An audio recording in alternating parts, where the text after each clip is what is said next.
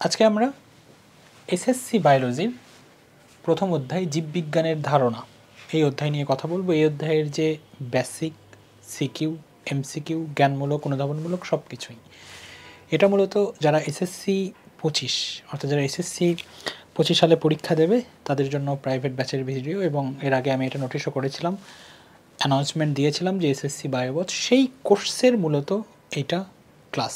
তোমরা যারা ইউটিউব থেকে দেখছো তারা ডিসক্রিপশনে গেলে ভর্তির যাবতীয় তথ্য পেয়ে যাবে, ভর্তি হতে পারো। কোর্স ফি মাত্র 370 টাকা। চলো শুরু করছি। এখানে একটু ভালো করে খেয়াল করো কীভাবে লিখি আমি এগুলো। 1.1 তার মানে প্রথম অধ্যায়ের প্রথম টপিক জীববিজ্ঞানের ধারণা। এখান থেকে শুধু তোমরা কি পড়বা, বায়োলজি শব্দটার মানে কি এটা পড়বা। বায়োলজি শব্দটা দুইটা অংশে গঠিত হয়, একটা হচ্ছে বায়োস আর একটা হচ্ছে লগস। বায়োস শব্দটা হচ্ছে জীবন সংক্রান্ত আর লগস শব্দটা হচ্ছে জ্ঞান। মানে যেখানে জীবন নিয়ে জ্ঞান নেওয়া হয় বা জ্ঞান আহরণ করা হয় সেটা, সেই বিষয়গুলো আসলে বায়োলজিতে আলোচনা করা হয়। প্রশ্ন হচ্ছে আমরা জীবন নিয়ে পড়বো কেন? এটা তো তোমরা বলতেই পারো যে বায়োস মানে জীবন সংক্রান্ত, লগস মানে জ্ঞান, ওকে, বাট আমরা এটা পড়বো কেন? বায়োলজিটাই আমরা পড়বো কেন? জীবন নিয়ে তো জ্ঞান হতে পারে, সেটা উদ্ভিদ হতে পারে, প্রাণী হতে পারে। কেন আমরা উদ্ভিদ প্রাণী উভয়টাকে নিয়েই পড়ছি? আবার শুধু উদ্ভিদ প্রাণীও পড়ছি না, যেই জীবগুলোকে আমরা চোখে দেখতে পাচ্ছি না, যেমন ভাইরাস, ব্যাকটেরিয়া, সেগুলো নিয়েও আমরা ব্যাপক পড়াশোনা করছি কেন? প্রথমত, যে জীবগুলোকে আমরা দেখতে পাচ্ছি, যদি উদ্ভিদের কথা বলি, তাদের ওপর আমরা সরাসরি নির্ভর করি। তারা যে খাবারগুলো উৎপন্ন করে তাদের দেহে, যেমন ধান গাছ থেকে ধান হচ্ছে, সেই ধান থেকে চাল বের করে আমরা খাচ্ছি ডিরেক্ট, রাইট? আম খাচ্ছি আমরা, তার মানে আমরা সরাসরি উদ্ভিদের ওপর নির্ভরশীল। তাহলে কোন উদ্ভিদ কী ধরনের খাবার সেটা আমার দেহের জন্য উপযুক্ত কি উপযুক্ত নয়, সেই ব্যাপারে আমাকে অবশ্যই জ্ঞান থাকতে হবে আমাদের। সেই জন্য আমরা এটা নিয়ে আলোচনা করছি। আবার ছোট ছোট জীব যারা ভাইরাস, ব্যাকটেরিয়া, সেগুলো নিয়ে আমরা কেন জানছি? কোভিড ছিল, করোনা ভাইরাস ছিল, মনে আছে তোমাদের? ছোট্ট একটা ভাইরাস যেটা আমাদের কয়েক হাজার মানুষকে মেরে ফেললো। তাহলে ওই ভাইরাসের ক্যারেক্টারিস্টিক্স কী, সে কীভাবে রেপ্লিকেট বা সে কীভাবে তার বিভাজনটা হচ্ছে, সে দেহের উপরে কী পরিমাণ প্রভাব ফেলছে, সে কোন কোষগুলোকে ধ্বংস করছে, রোগ প্রতিরোধ ক্ষমতাকে সে কীভাবে ভেঙে ফেলছে।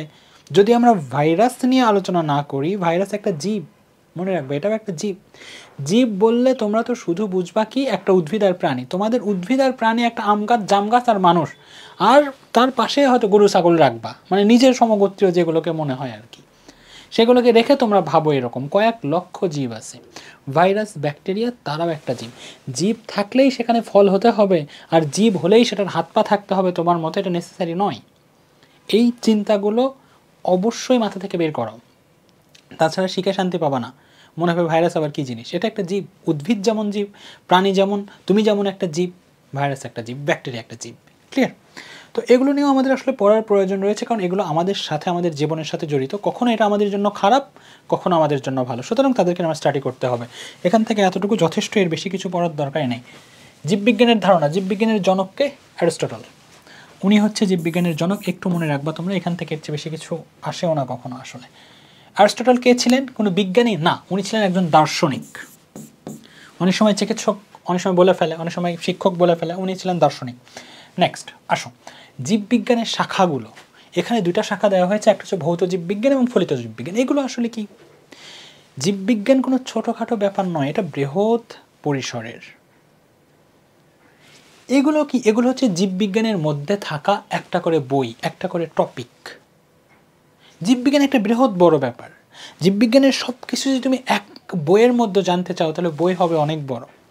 বলে যে মেয়ের মন জানার বই, বৃহৎ বড় বই, আর শেষ হয় না, সেই রকম হবে।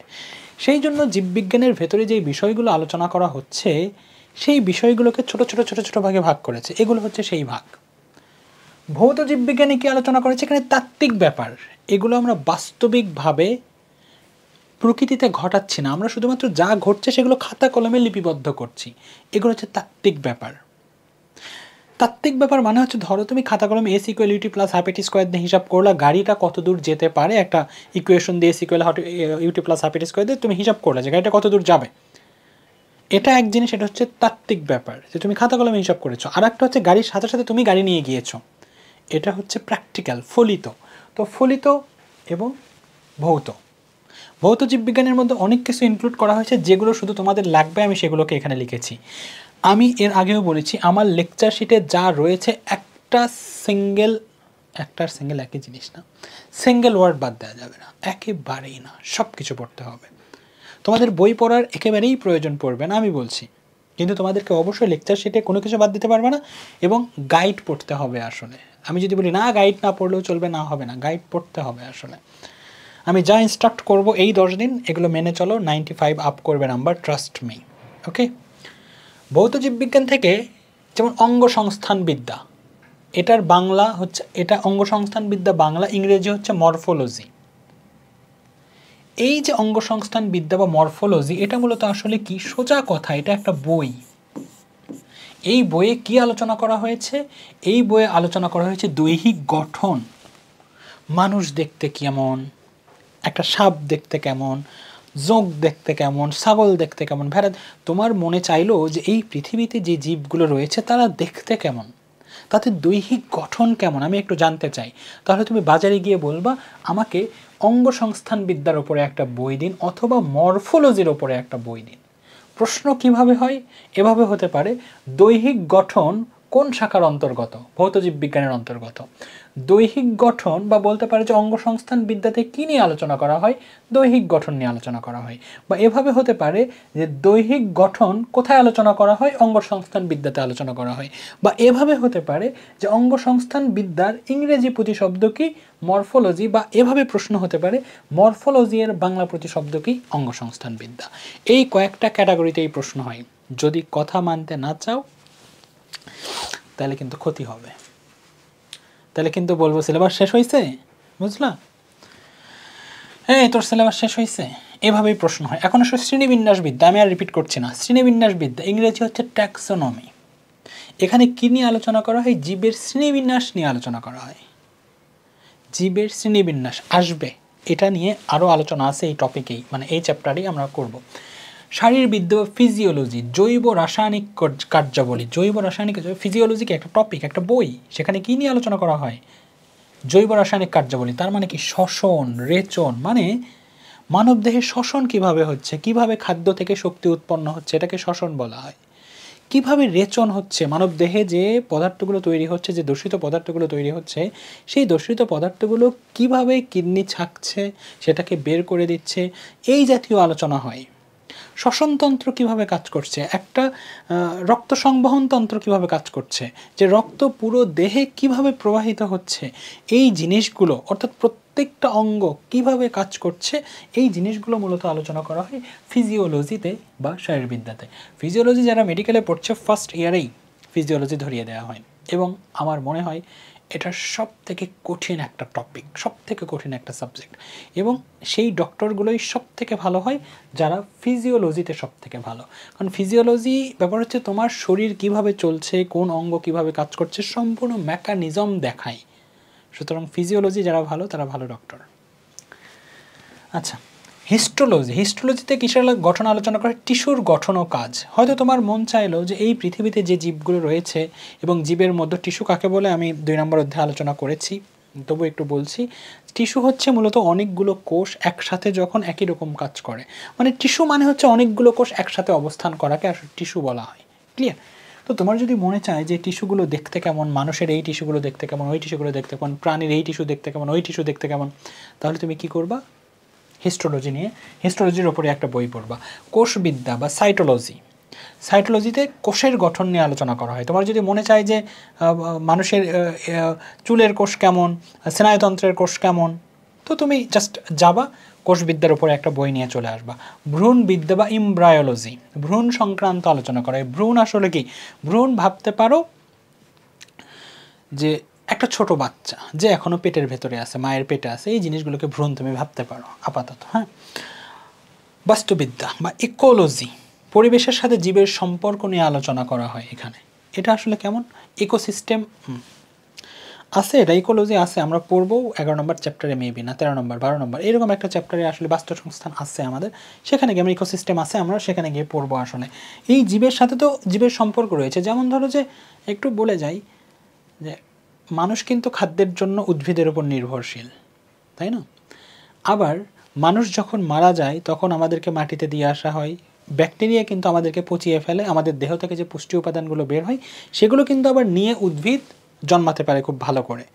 উদ্ভিদের যে পুষ্টিগুলো থাকে সেগুলোও কিন্তু আমাদের দেহে থাকে। তো আমরা যখন মারা যাই, ব্যাকটেরিয়া যখন আমাদেরকে পচিয়ে ফেলে, তখন আমাদের দেহ থেকে এই পুষ্টিকর উপাদানগুলো, উদ্ভিদের জন্য পুষ্টিকর উপাদানগুলো মাটিতে মিশে যায় এবং ওই মাটিতে আবার উদ্ভিদ খুব ভালো জন্মায়। তার মানে আমরা কি হচ্ছে, একটার সাথে আরেকটা কিন্তু সম্পর্কিত। যদি কোনো কারণে উদ্ভিদ না জন্মে আমরা কিন্তু মারা যাব। আবার যদি কোনো কারণে আমরাই নাই হয়ে যাই, প্রাণী নাই হয়ে যায়, তাহলে মাটিতে কিন্তু পুষ্টির অভাব হবে, তাহলে উদ্ভিদ আবার বাঁচবে না। এই জাতীয় সম্পর্ক নিয়ে আলোচনা করা হয় বাস্তুবিদ্যাতে। বাস্তুবিদ্যা বিভিন্ন রকম হতে পারে, সমুদ্রেতে একরকম হতে পারে, পুকুরের বাস্তুতন্ত্র আলাদা হতে পারে, স্থলভূমির বাস্তুতন্ত্র আলাদা হতে পারে, মরুভূমিতে বাস্তুতন্ত্র আলাদা হতে পারে, পরিবেশ আলাদা, জীব আলাদা, বাস্তুতন্ত্র আলাদা, নির্ভরশীলতা আলাদা। It's very simple. এন্ডোক্রাইনোলজি, এখানে হরমোনের কার্যকারিতা নিয়ে আলোচনা করা হয়, যে কোন হরমোন কি কাজ করছে মানবদেহে। টেস্টোস্টেরন কি কাজ করছে, এ হরমোন, সে হরমোন, তারপরে তোমার থাইরয়েড গ্রন্থি থেকে যেগুলো থাইরক্সিন বা থাইমিন যাই হোক না কেন সেগুলো আসবে আমাদের। এই হরমোনগুলো মানবদেহে কী কী কাজ করছে এটা যদি তুমি জানতে চাও, তাহলে তুমি বাজারে গিয়ে বলবে যে আমাকে এন্ডোক্রাইনোলজির উপরে একটা বই দিন, সেখানে সব কিছু লেখা থাকবে। বিবর্তনবিদ্যা বা এভলিউশন, প্রাণীর বিকাশ, এই যে প্রাণীগুলো আসছে ক্রমান্বয়ে, আগে ছিল একরকমের, এই যে বিকাশটা হচ্ছে, এই বিষয়গুলো নিয়ে আলোচনা করা হয়। যে আজকে ৫,০০০ বছর পূর্বে কারা ছিল, তারপর কি আসছে, তারপরে তাদের পরে যে জীবগুলো ছিল তাদের দেখতে কেমন, এই জাতীয় বিষয়গুলো আসলে আলোচনা করা হয় আসলে এভলিউশনে। ফলিত জীববিজ্ঞান, তোমাদেরকে আরও একটা প্রশ্ন হয় যে অঙ্গসংস্থানবিদ্যা কার অংশ? ভৌত জীববিজ্ঞানের অংশ। শ্রেণীবিন্যাসবিদ্যা ভৌত জীববিজ্ঞানের অংশ। শারীরবিদ্যা, এগুলো কি তুমি তো এগুলো তো উৎপাদন করতে পারবা না, তাই না? তুমি কি উৎপাদন করতে পারবা প্রকৃতিতে? তুমি কি রেচন বাইরে তৈরি করতে পারবা না? সুতরাং এগুলো হচ্ছে আমাদের ভৌত জীববিজ্ঞানের অংশ। ফলিত জীববিজ্ঞান, জীবাশ্ম বিজ্ঞান। জীবাশ্ম বিজ্ঞান আসলে কি, এই পৃথিবীটা না অনেকবার ধ্বংস হয়েছে, 6বার ধ্বংস হয়েছে, না 7বার, 6বার, মোটামুটি 6বার মনে হয়, 6বার ধ্বংস হয়েছে।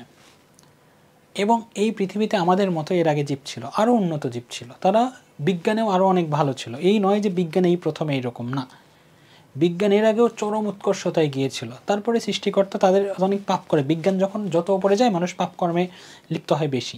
পরে সৃষ্টিকর্তা কী করলেন, এই উপরে এই ভূপৃষ্ঠে যত জীব ছিল সবগুলোকে একদম মাটি চাপা দিয়ে দিলেন। ঠিক আছে, এই যে ডাইনোসর কেউ দেখেছে? বলে 5,000 কোটি বছর আগে, 5,000 কোটি বছর আগে কে ছিল রে? তো এটা কীভাবে পাইলো এটা মাটি খুঁড়তে খুঁড়তে পাওয়া গেছে যে বিশাল একটা কঙ্কাল, এবং সেই কঙ্কাল থেকে আইডিয়া করছে এই জীবটা এমন, সেই জন্য ডাইনোসরের ছবি তোমরা এমন দেখতে পাও। বাস্তবিকভাবে ডাইনোসরকে কেউ দেখেই নি, তার কঙ্কাল থেকে আইডিয়া করেছে যে এ দেখতে আসলে এমন ছিল। তাহলে এই জাতীয় বিষয়গুলো নিয়ে যেখানে আলোচনা করা হয় সেটা হচ্ছে জীবাশ্ম বিজ্ঞান। ক্লিয়ার? তারপর হচ্ছে পরজীবী বিদ্যা, যারা অন্যের ওপর জীবন ধারণ করছে, পরজীবী যারা, প্যারাসিটোলজি, এটাও ফলিত জীববিজ্ঞানে। দেখো পরজীবীও তাদের সৃষ্ট রোগ নিয়ে আলোচনা করা হয়। কীটতত্ত্ব, অ্যান্ট্রোমোলজি, কীটপতঙ্গের জীবন, তাদের উপকারিতা, যেমন মৌমাছি, তাদের জীবন, তারা কী উপকার করছে। মৌমাছি ছাড়া তো পরাগায়ন হতো না, পরাগায়ন না হলে এরকম উদ্ভিদ হইতো না, উদ্ভিদ না হলে আবার আমরা বাঁচতাম না। তাহলে এই জাতীয় বিষয় নিয়ে আলোচনা করা হয়। এবং কীটতত্ত্ব, মৌমাছি যে মধুটা নিয়ে আসছে, সেই মৌমাছি যে মধুটা নিয়ে আসে সেটা খাওয়া যাবে কিনা সেটার মধ্যে একটা আলোচনার ব্যাপার, নাকি এমনিই খেয়ে ফেলবা, যা পাবা তাই। তো এই জাতীয় বিষয়গুলো আসলে আলোচনা করে। অণুজীব বিজ্ঞান, ভাইরাস ব্যাকটেরিয়া নিয়ে আলোচনা। তোমার যদি মনে হয় যে ভাইরাস ব্যাকটেরিয়া তুমি একটু পড়াশোনা করবা, একটু জানবা, তো তুমি বাজারে গিয়ে অণুজীব বিজ্ঞান বা মাইক্রোবায়োলজির ওপরে একটা বই নিবা। দেখো শব্দটা খেয়াল করো না, মাইক্রো শব্দটাই ছোট, ছোট কোনো কিছুকে মাইক্রো বলা হয়। বায়োলজি, বায়ো মানে হচ্ছে জীবন, লগস মানে হচ্ছে জ্ঞান। তুমি ছোট ছোট জীব নিয়ে যখন তুমি জ্ঞান অর্জন করতে চাও, ছোট ছোট জীব তো ভাইরাস ব্যাকটেরিয়াই, তাই না? অণুজীব বিজ্ঞান, দুইটা রিপিট হয়েছে, আচ্ছা। জীবপ্রযুক্তি, বায়োটেকনোলজি, মানব ও পরিবেশের কল্যাণে, মানে মানব দেখো জীবপ্রযুক্তি আসলে কী নিয়ে আলোচনা করা হয়।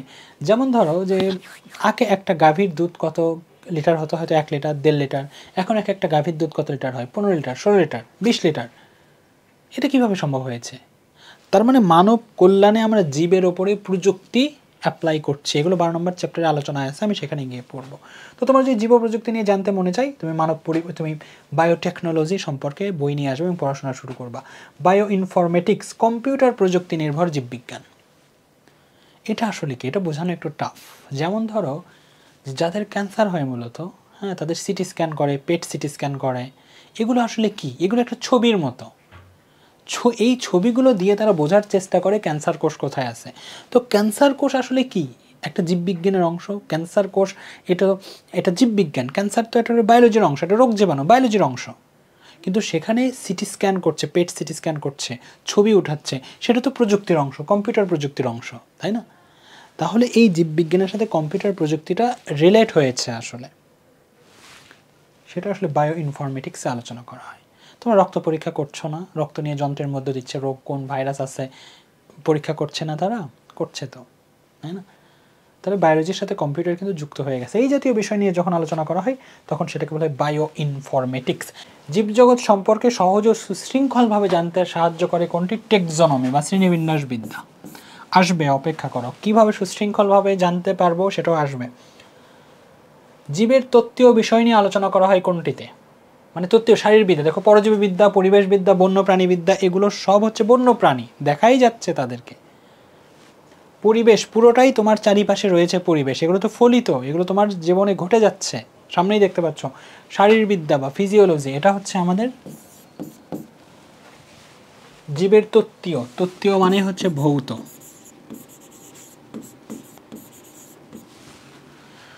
এখানে দেয়া আছে আরও কিছু, সেগুলো একটু তোমরা পড়ে ফেলতে পারো, পড়ানো হয়েছে এগুলো, এমন নয় যে এগুলো পড়াইনি, এগুলো পড়াইছি। হরমোন নিয়ে আলোচনা করা হয় কোনটাতে? এন্ডোক্রাইনোলজিতে। এবং এটা কার অন্তর্গত? এটা অবশ্যই ভৌত, তাই না? এটা ভৌত জীববিজ্ঞানের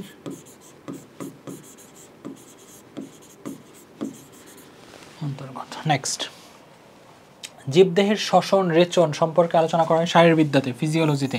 এখানে ব্যাপক কথাবার্তা বলেছি আমি। টিস্যু সময়ের গঠন নিয়ে আলোচনা করা হয় কোনটাতে? সাইটোলজি না হিস্টোলজি? হিস্টোলজিতে। এটা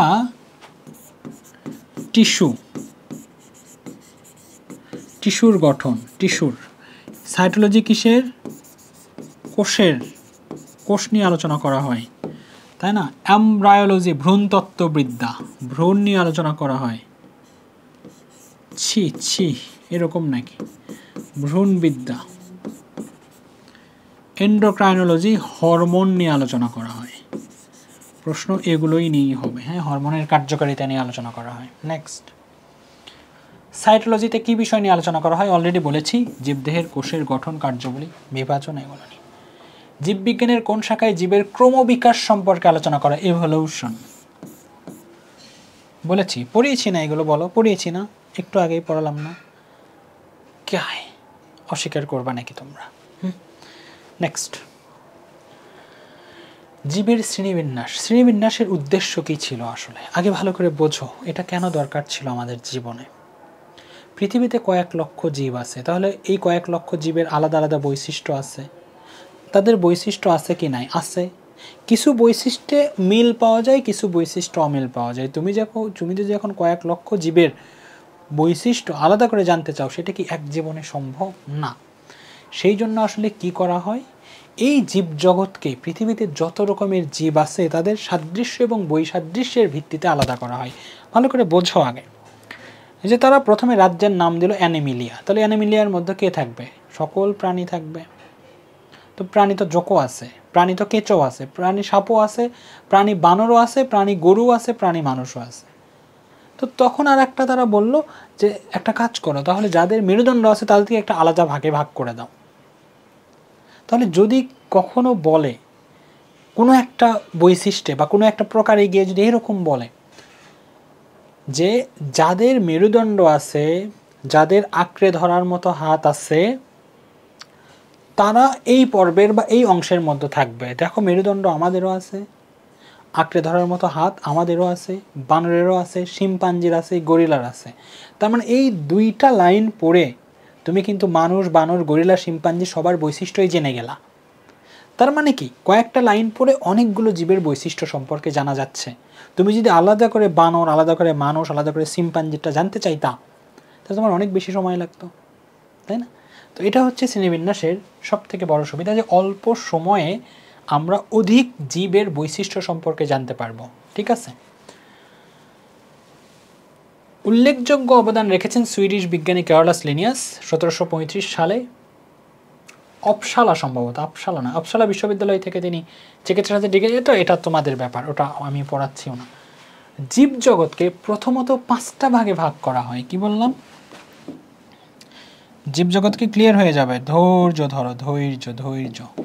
জীবজগৎকে প্রথমত 5টা ভাগে ভাগ করা হয়। একটা হচ্ছে মনেরা, 5টা রাজ্যে ভাগ করা হয়। ওকে, একটা হচ্ছে প্রোটিস্টা, একটা হচ্ছে ফানজাই, একটা হচ্ছে প্ল্যান্টি, আর একটা হচ্ছে অ্যানিমিলিয়া। প্রথমে এই 5টা রাজ্যে ভাগ করা হয় এবং এই কয়েকটা রাজ্যের মধ্যেই পৃথিবীতে যত জীব আছে সবাইকে ইনক্লুড করা হয়। আসলে মানে এই 5টা রাজ্যের বৈশিষ্ট্য জানলেই মোটামুটিভাবে তুমি পৃথিবীর সকল জীবের বৈশিষ্ট্য জানবা। যতটা সহজ বললাম অতটা সহজ নয়, প্রাথমিকভাবে ঠিক আছে। এটা কে করেন? এটা করেন আর এইচ হুইটটেকার, 1969 সালের ঘটনা। পরবর্তীতে মার্গুলিস 1974 সাল, 1969-1974 কাছাকাছি, হ্যাঁ। মার্গুলিস এটা কী করলেন? মার্গুলিস স্যার এসে যেটা করলেন, ওই 5টা রাজ্যকে তিনি আলাদা করলেন না। সেই রাজ্য 1 মনেরা, রাজ্য 2 প্রোটিস্টা, ফানজাই, প্ল্যান্টি, অ্যানিমিলিয়া, ওগুলোকে ঠিকই রাখলেন। রেখে তিনি কি করলেন? এই জীবজগৎকে 2টা সুপার কিংডমে ভাগ করলেন। ক্লিয়ার? কি করলেন? 2টা সুপার কিংডমে ভাগ করলেন।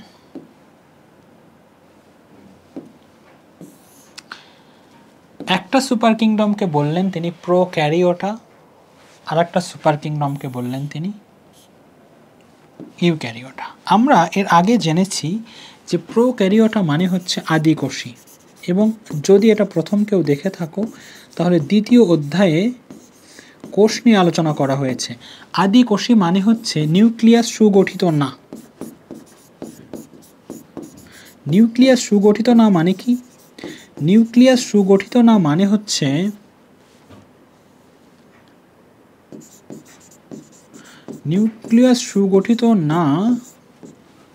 তার মানে হচ্ছে একটা নিউক্লিয়াসের মধ্যে যা যা থাকে তা নাই। হয়তো এন্ডোপ্লাজমিক রেটিকুলাম নাই, হয়তো নিউক্লিয়ার মেমব্রেনটা নাই। প্রোক্যারিওটাতে নিউক্লিয়াস সুগঠিত না। ইউক্যারিওটা মানে কি? এরা হচ্ছে সবাই প্রকৃত কোষী। প্রকৃত কোষী মানে কি? নিউক্লিয়াস সুগঠিত। 2য় অধ্যায়ে আমরা আলোচনা করেছি এগুলো নিয়ে, তাই না?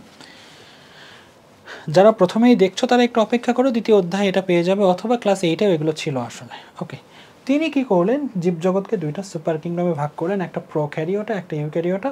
পরবর্তী তিনি এই প্রোক্যারিওটা, যেটা সুপার কিংডম 1কে 1 ভাগে ভাগ করলেন, সেটা হচ্ছে মনেরা। আর এই যে সুপার কিংডম 2 যেটা ছিল সেটা 4 ভাগে ভাগ করলেন, প্রোটিস্টা, ফানজাই, প্ল্যান্টি, অ্যানিমিলিয়া।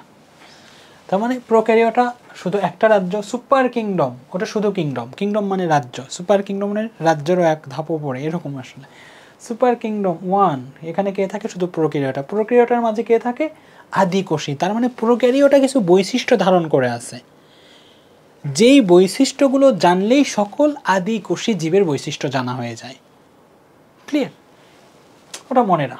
আচ্ছা, যাই হোক, এবার তিনি ইউক্যারিওটাকে আরও 4টা ভাগে, এগুলো ঠিকই রেখেছেন।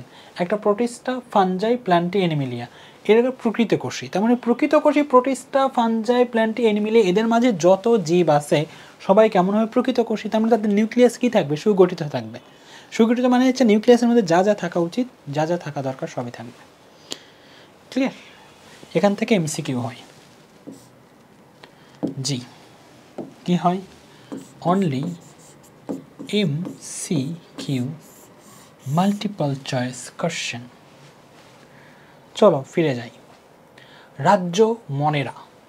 এবার আসো, আরও বেসিক ক্লিয়ার হয়ে যাবে। দেখো কত সুন্দর করে দেওয়া হচ্ছে, কত সুন্দর একটা লেকচার শিট। এর চেয়ে ভালো কি হয় বলো? কতটা শ্রম গিয়েছে আমার একটা লেকচার শিটে, বলো। এর ডিজাইন ভাবতেও তো আমার সময় লাগছে। এই যে অনলাইন থেকে এটা নেওয়া, তোমাদের বইয়ের সাথে সাদৃশ্য রেখে নেওয়া, সময় সাপেক্ষ ব্যাপার। তারপরে কি বলবে? স্যার 370 দেবে, কম হয় না? আয় তুই পড়া, আয় তুই আর লেকচার শিট করে তুই পড়া, বদমাইয়ের বাচ্চা কাচ্চা। রাজ্য মনেরা। রাজ্য মনেরার মধ্যে কিছু বৈশিষ্ট্য লেখা হয়েছে। এই বৈশিষ্ট্য আসলে কাদের? যারা এককোষী জীব তাদের। মানে এই কয়েকটা বৈশিষ্ট্য পড়ে তুমি ব্যাকটেরিয়ার বৈশিষ্ট্য জেনে যাবা, এই কয়েকটা বৈশিষ্ট্য জানলে তুমি নীলাভ সবুজ শৈবাল যতগুলো রয়েছে, ব্যাকটেরিয়া যতগুলো রয়েছে সবার বৈশিষ্ট্য জেনে যাবা। সুন্দর ব্যাপার না, যে কয়েকটা বৈশিষ্ট্য পড়লা, সাথে সাথে কয়েক শত জীব তুমি জেনে গেলা যে হ্যাঁ এই কয়েকশো জীবের বৈশিষ্ট্য শুধু এগুলো। তার মানে কয়েকটা বৈশিষ্ট্য পড়ে শত শত জীব জানা হয়ে যাচ্ছে। এটাই শ্রীবিন্যাসের সব থেকে অ্যাডভান্টেজ ছিল। আচ্ছা চলো আমরা শুরু করি। মনেরা, এরা ভালো করে মনে রাখবা, এরা এরা এরা কি বলো, এরা আদিকোষী। ভালো করে মনে রাখবা, এরা কোন কিংডমের অন্তর্গত? সুপার কিংডম 1-এর অন্তর্গত, প্রোক্যারিওটিক। কি বৈশিষ্ট্য বলছে? এক কোষী, তার মানে একটা কোষ নিয়ে একটা জীব গঠিত হয়। তাহলে চোখে দেখা যাবে? যায়ও না। নীলাভ সবুজ শৈবাল একসাথে বসবাস করে তাই দেখা যায়, কিন্তু একটাকে তুমি দেখতে পারতা না। ব্যাকটেরিয়া দেখা যায় না, একটা কোষ দিয়ে গঠিত হয়। আচ্ছা, ফিলামেন্টাস বা কলোনিয়াল। ফিলামেন্টাস কলোনিয়াল একই জিনিস। কলোনিয়াল মানে হচ্ছে একসাথে বসবাস করে। ফিলামেন্টাস এই জড়ায়ে জড়ায়ে এর সাথে ও, ওর সাথে ও, ওর সাথে ও। ফিলামেন্টাস মানে হচ্ছে জাল সংক্রান্ত, জাল। তো এর সাথে একটার সাথে ও, আরেকটার সাথে ও, আরেকটা যুক্ত হয়ে বসবাস করলে যে জালের মতোই তো হবে না। তো সেজন্য বলছে তারা একসাথে বসবাস করে। নিউক্লিওলাস, নিউক্লিয়ার পর্দা নাই। আরে ভাই, এরা তো আদিকোষের অন্তর্গত, তাহলে নিউক্লিয়াসের কোনো একটা পার্ট থাকবে না। নিউক্লিওলাস, নিউক্লিয়ার পর্দাই নাই তাদের। ক্লিয়ার? এরপর বলছে প্লাস্টিড, মাইটোকন্ড্রিয়া, এন্ডোপ্লাজমিক রেটিকুলাম নাই, কিন্তু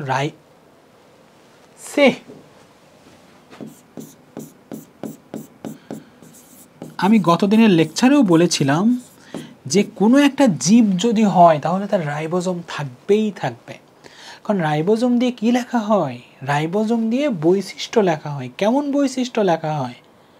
ওই জীবটা কি, তার কোথায় হাত হবে, কোথায় পা হবে, তার দেখতে কেমন হবে, এই সব কিছু রাইবোজোম দিয়ে লেখা হয়। আসলে রাইবোজোম দিয়ে লেখা হয় বললে ভুল হবে, রাইবোজোম থেকে যে প্রোটিনটা তৈরি হয় সেই প্রোটিন দিয়ে লেখা হয়।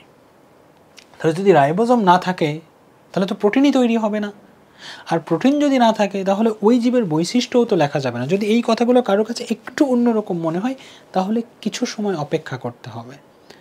এটা তোমরা 2 নম্বর চ্যাপ্টার যদি আগে দেখে আসো, কারণ বায়োলজিকে যেভাবে পড়া দেওয়া হয়েছে অধ্যায়ে, এভাবে পড়া ঠিক না। আগে 2 নম্বর অধ্যায়টা পড়া উচিত। তাহলে এই যে কথাগুলো আমি বলছি সেগুলো আরও ক্লিয়ার হয়ে যেত, যে প্রোটিন দিয়ে লেখা হয় এটার মানেটা কি আসলে। এটা 2 নম্বর অধ্যায়ে আলোচনা করা হয়েছে অলরেডি। এখানে আসলে সেটা আর, কারণ এটা তো একটা সিকোয়েন্স চলছে। আমি এই বড় বড় বিস্তর আলোচনাগুলো তো আমি প্রত্যেকটা অধ্যায়ে করতে পারবো না, তাই না? এটা খুব স্বাভাবিক ব্যাপার। আচ্ছা, তো রাইবোজোম যে প্রোটিন সংশ্লেষ করে, প্রোটিন তৈরি করে, এটা দিয়ে মূলত লেখা হয় সেই জীবের গঠন, সেই জীবের বৈশিষ্ট্য। তাহলে যদি রাইবোজোম না থাকে এ তো এর বৈশিষ্ট্যই হারায় ফেলবে। সুতরাং আদিকোষী হোক আর প্রকৃত কোষী হোক, রাইবোজোম ম্যান্ডেটরিও থাকবেই। কোষ দ্বিবিভাজন প্রক্রিয়ায় হয়। দ্বিবিভাজন মানে কি? জাস্ট মাঝখানে ভাগ হয়ে যায়, একটা জীব মাঝখানে ভাগ হয় আর তৈরি হয় এরকম। শোষণ পদ্ধতিতে খাদ্য গ্রহণ করে। কোথা থেকে খাবারটা কি করে? সে শুষে নেয়। এই কয়েকটা। এখান থেকে প্রশ্ন কিভাবে হয়? এভাবে তোমাদেরকে জীব দেয়া থাকবে, এরকম ছবি দেয়া থাকবে তোমাকে, অথবা কিছু বৈশিষ্ট্য লেখা থাকবে। সেই বৈশিষ্ট্য থেকে তোমাদেরকে আইডেন্টিফাই করতে হবে সেটা কোন রাজ্যের অথবা কোন সুপার কিংডমের। তারপর তোমার বৈশিষ্ট্যগুলো, এই যে বৈশিষ্ট্যগুলো লিখেছি না, এটা লিখলেই যথেষ্ট। ক্লিয়ার? নেক্সট, এবং এখান থেকে উদাহরণ দেখো। নীলাভ সবুজ শৈবাল, ব্যাকটেরিয়া। নীলাভ সবুজ শৈবাল নস্টক বলে। ক্লিয়ার? নস্টক, এটা হচ্ছে নীলাভ সবুজ শৈবাল। নীলাভ সবুজ শৈবাল এবং ব্যাকটেরিয়া তারা মনেরা রাজ্যের অন্তর্গত। রাজ্য 2, প্রোটিস্টা। প্রোটিস্টা কার অংশ? সুপার কিংডম 2 এর অংশ, রাইট? তার মানে এখানে যারা যারা থাকবে তারা সবাই কি? প্রকৃত কোষী। প্রকৃত কোষী মানে কি? প্রকৃত কোষী মানে হচ্ছে নিউক্লিয়াস সুগঠিত, রাইট? ওকে, গুড। এক কোষী বা বহুকোষী মনে রাখবা, প্রোটিস্টাতেই একমাত্র এক কোষী কিন্তু ইউক্যারিওটিক পাওয়া যায়।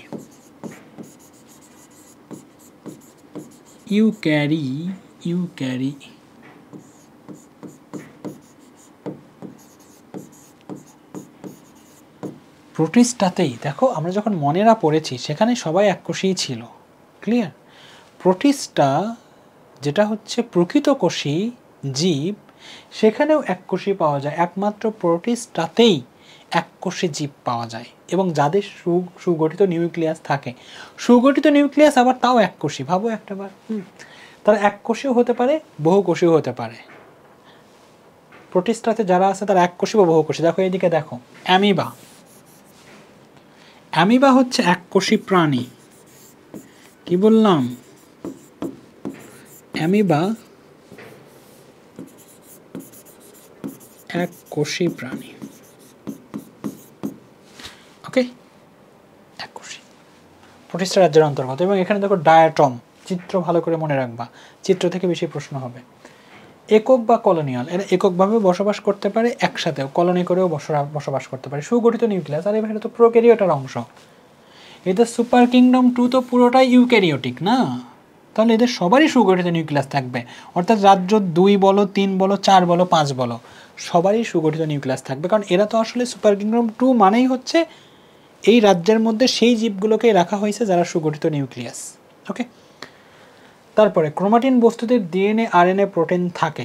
এগুলো হচ্ছে বিভিন্ন রাসায়নিক বস্তু, এগুলো আমরা পরবর্তীতে জানবো বাবা, এখন এগুলো ব্যাখ্যা তো করতে পারবো না, তাই না? এই যে দেখো ক্রোমাটিন বস্তু লেখা আছে কি? প্রোটিন। রাইবোজোম প্রোটিন সংশ্লেষ করে, প্রোটিন তৈরি করে, সেই প্রোটিন দিয়েই লেখা হয় এই জীবটা কেমন হবে, তার বৈশিষ্ট্য কেমন হবে, তার হাত পা কেমন হবে, সব কিছু। কারণ কি, দেখো মানুষ তো একটা রাসায়নিক বস্তু, মানুষের দেহের মধ্যে তো কার্বন, অক্সিজেন, নাইট্রোজেনের বাইরে তো কিছু নাই। আমি গত লেকচারেও 2 নম্বর লেকচারেও এগুলো বলেছি যে মানুষ মূলত একটা বস্তু, এই বস্তু, এই রাসায়নিক পদার্থগুলোই বৈশিষ্ট্য প্রকাশ করছে। একটা রাসায়নিক বস্তু হেঁটে বেড়াচ্ছে, একটা রাসায়নিক বস্তু চলছে, একটা রাসায়নিক বস্তু কথা বলছে, একটা রাসায়নিক বস্তুর বংশবিস্তার হচ্ছে, অদ্ভুত ব্যাপার, তাই না? আচ্ছা ঠিক আছে, চলো। কোষে সকল অঙ্গাণু থাকে। এই প্রোটিস্টার মধ্যে যারা যারা থাকে, এই যে সকল জীব থাকে, তাদের কোষে সকল অঙ্গাণু থাকে। সকল অঙ্গাণু মানে কি? সকল অঙ্গাণু মানে কি? যা যা আমরা কতদিন পড়েছি 2 নম্বর চ্যাপ্টারে, একটা কোষের মধ্যে যা যা থাকে সবই আছে এখানে। খাদ্য গ্রহণ, শোষণ বা ফটোসিনথেটিক, এই প্রোটিস্টা রাজ্যের মধ্যে যতগুলো জীব আছে তাদের খাদ্য গ্রহণ, শোষণ হতে পারে, অর্থাৎ কারো থেকে সে শুষে নেয় খাবার, অথবা ফটোসিনথেটিক। ফটোসিনথেটিক মানে হচ্ছে সূর্যের আলোর সহায়তায় সালোক সংশ্লেষণ প্রক্রিয়ায় খাদ্য তৈরি করা। আসলে সালোক সংশ্লেষণ, বুঝেছো? ক্লিয়ার? প্রজনন, প্রজনন মানে কি আমি বলেছি, প্রজনন মানে হচ্ছে প্রতিরূপ সৃষ্টি করা। প্রজননের মানে কি? প্রতিরূপ মানে কি? মানুষ থেকে মানুষ হওয়া, গরু থেকে গরু হওয়া, ছাগল থেকে ছাগল হওয়া, এটা হচ্ছে এর মানে হচ্ছে প্রজনন। প্রজননটা কি হতে পারে? অযৌন। অযৌন যদি তোমরা খুব ভালো করে জানতে চাও তাহলে ডেসক্রিপশনে গেলে বায়োলজি অজানা শব্দ নামে একটা সিরিজ পাবা, সেখানে যৌন প্রজনন, অযৌন প্রজনন, হ্যাপ্লয়েড, ডিপ্লয়েড, জাইগোট, ফিটাস, নিষেক, পুং গ্যামেটোফাইট, স্ত্রী গ্যামেটোফাইট, বায়োলজির যত রকম অদ্ভুত শব্দ আছে না, যেগুলো ছাড়া বায়োলজি চলেই না, সেগুলো দেওয়া আছে, সেগুলো পড়লে অযৌন জনন নিয়ে আরও ভালো ব্যাখ্যা পাবা। কনজুগেশন ভেরি ইম্পর্টেন্ট, এবং তোমাদেরকে শেখানো হয় রং কনসেপ্ট। ছি ছি ছি, কনজুগেশন কি? দেখো প্রথমে কনজুগেশনের মানে হচ্ছে একটা বস্তু থেকে আর একটা বস্তুতে প্রোটিন ট্রান্সফার হওয়া, আর কিছু না। ক্রোমোজোম ট্রান্সফার হওয়া। কি বললাম? ক্রোমোজোম ট্রান্সফার হওয়া। আমাদের ভেতরে ক্রোমোজোম কিভাবে আসছে বলো তো? বাবার শুক্রাণু, মায়ের ডিম্বাণু, সেই শুক্রাণু কোষ, ডিম্বাণুও কিন্তু কোষ, সেই কোষের মধ্যে ছিল নিউক্লিয়াস, নিউক্লিয়াসের মধ্যে ছিল ক্রোমোজোম, সেই ক্রোমোজোমগুলো দিয়েই কিন্তু আমাদের দেহ গঠিত, সেই কোষগুলো বিভাজিত হতে হতে আমরা গঠিত। কিন্তু এই পর্বে যারা প্রোটিস্টাতে যারা থাকে তাদের তো এত উন্নত প্রজনন হয় না, তাদের হয় অযৌন প্রজনন। তাদের আলাদা গ্যামেট নাই, শুক্রাণু নয়, ডিম্বাণু নাই। তারা হতে পারে একটা দেহ 2 ভাগ হয়ে 2টা নতুন জীব তৈরি হলো। তাহলে একটা দেহ যে 2 ভাগ হবে, 2 ভাগ হয়ে যে নতুন জীব তৈরি হবে, সে কোন জীব তৈরি হবে? ভাগ হওয়ার পরে তুমি মানুষকে যদি মাঝখানে ভাগ করে দাও, তাহলে যদি এখানে কেটে ফেলো তাহলে নিচে পা হতে হবে না? আবার এই নিচের অংশ থেকে উপরের দিকে মাথা হতে হবে না? হবে তো না? এই যে এরটার উপরে মাথা আর এই যে থাকবে, এগুলো এটা কোথায় লেখা থাকে? এটা ক্রোমোজোমে লেখা থাকে। তাহলে এদের যে প্রজননটা হবে, মাঝখানে যদি ভাগ হয়ে যায়, ভাগ হওয়ার পরে যদি একটাতে ক্রোমোজোম না আসে তাহলে বুঝবে কি করে আমি যখন কোষ বিভাজন হবে, আমি যখন বড় হব তখন আমি কোন জীব হব বুঝবো কি করে? বুঝবে কি করে? সেটা লেখা থাকে তো ক্রোমোজোমে। সেই জন্য এদের অযৌন প্রজনন হলেও তারা কনজুগেশন, একটা নালী তৈরি করে। নালীর মধ্য দিয়ে মাতৃজীব যেটা ছিল ও ভাগ হওয়ার পরে কিছু ক্রোমোজোম আর একটাতে পার করে দেয়। কারণ ক্রোমোজোম থেকেই বোঝা যায় এই জীবটা কেমন হবে। এই কথাগুলো পুরো এই 10 দিন আসে না আমাদের বায়োলজির, অনেকবার শুনবা, 11 নম্বর চ্যাপ্টারে গিয়ে অনেক শুনবা। সুতরাং পুরোটা মিলিয়ে ক্লিয়ার হয়ে যাবে। তুমি যদি এখানেই সব জানতে চাও, আমি তো পারবো না ভাই, সম্ভব না, তো লেকচার থেকে বের হয়ে যেতে হবে আমার। তো কনজুগেশন হচ্ছে ক্রোমোজোম ট্রান্সফার করার একটা পদ্ধতি। কেন প্রয়োজন এটা আমরা জানবো, আমি তো কিছু কথা বলেই দিলাম। উদাহরণ পড়ব ভালো করে। অ্যামিবা, পারমোসিয়াম, এককোষী ও বহুকোষী শৈবাল। ক্লিয়ার? নেক্সট, রাজ্য, ফানজাই। দেখো ওখানে দেওয়া আছে মাশরুম ছবি, এখানে দেওয়া আছে পেনিসিলিয়াম। ঠিক আছে, বৈশিষ্ট্য লেখা হয়েছে সুন্দর করে। কি লেখা হয়েছে? দেহ এককোষী ও মাইসেলিয়াম। ঠিক আছে, মাইসেলিয়াম মানে হচ্ছে এই যে সুতার মতো যে অংশগুলো আছে না, এগুলোকে বলা হয় মাইসেলিয়াম। অধিকাংশ স্থলজ, স্থলজ মানে কি? স্থলে বসবাস করে, যেমন ব্যাঙের ছাতা। মাশরুম বলা হয় মৃতজীবী। মৃতজীবী মানে কি? মৃতদেহের ওপরে জন্মে। ব্যাঙের ছাতা কোথায় জন্মে বলো তো?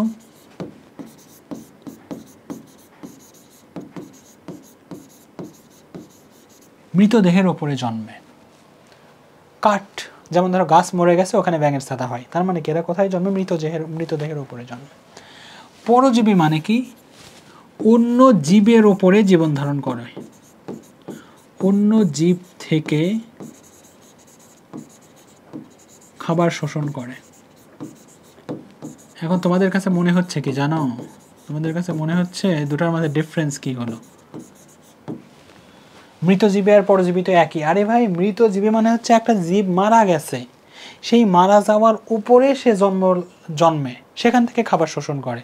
আর একটা পরজীবী, তার মানে অন্য জীব বেঁচে আছে তার উপরে জন্মে। মৃতজীবী মানে হচ্ছে জীব মরে গেছে তার উপরে জন্মাচ্ছে, পরজীবী মানে হচ্ছে যার উপরে জন্মাচ্ছে সে এখনো বেঁচে আছে। ডিফারেন্স আছে। কোষ প্রাচীর কাইটিন নির্মিত। কাইটিন হচ্ছে এক ধরনের রাসায়নিক পদার্থ যেটা দেখতে একটু শক্ত শক্ত হয়। শক্ত মানে মুড়মুড়ে হয়, মুড়মুড়ে। এমন না যে ভাঙতে পারবা না, ভাঙতে পারবা। ওটাকে ভাঙলে দেখবা যেন একটু শুষ্ক শুষ্ক মনে হচ্ছে, একটু শক্ত শক্ত মনে হয়। ওটা কি মানে পানি পানি মনে হয়? মাশরুম ভাঙলে না, একটু শক্ত শক্ত মনে হয়, হ্যাঁ ঝুরঝুর করে, ওইটাই হচ্ছে আসলে কাইটিন। ক্লোরোপ্লাস্ট অনুপস্থিত, জি অবশ্যই। এরা মৃতজীবী, মৃতদেহের উপরে জন্মে। এরা পরজীবী, অন্য যে জীবের ওপরে জন্মে। এদের জীবন ধারণই হচ্ছে আর এক জীবের ওপরে। এরা প্লাস্টিক দিয়ে কী করবে আমাকে বুঝাও?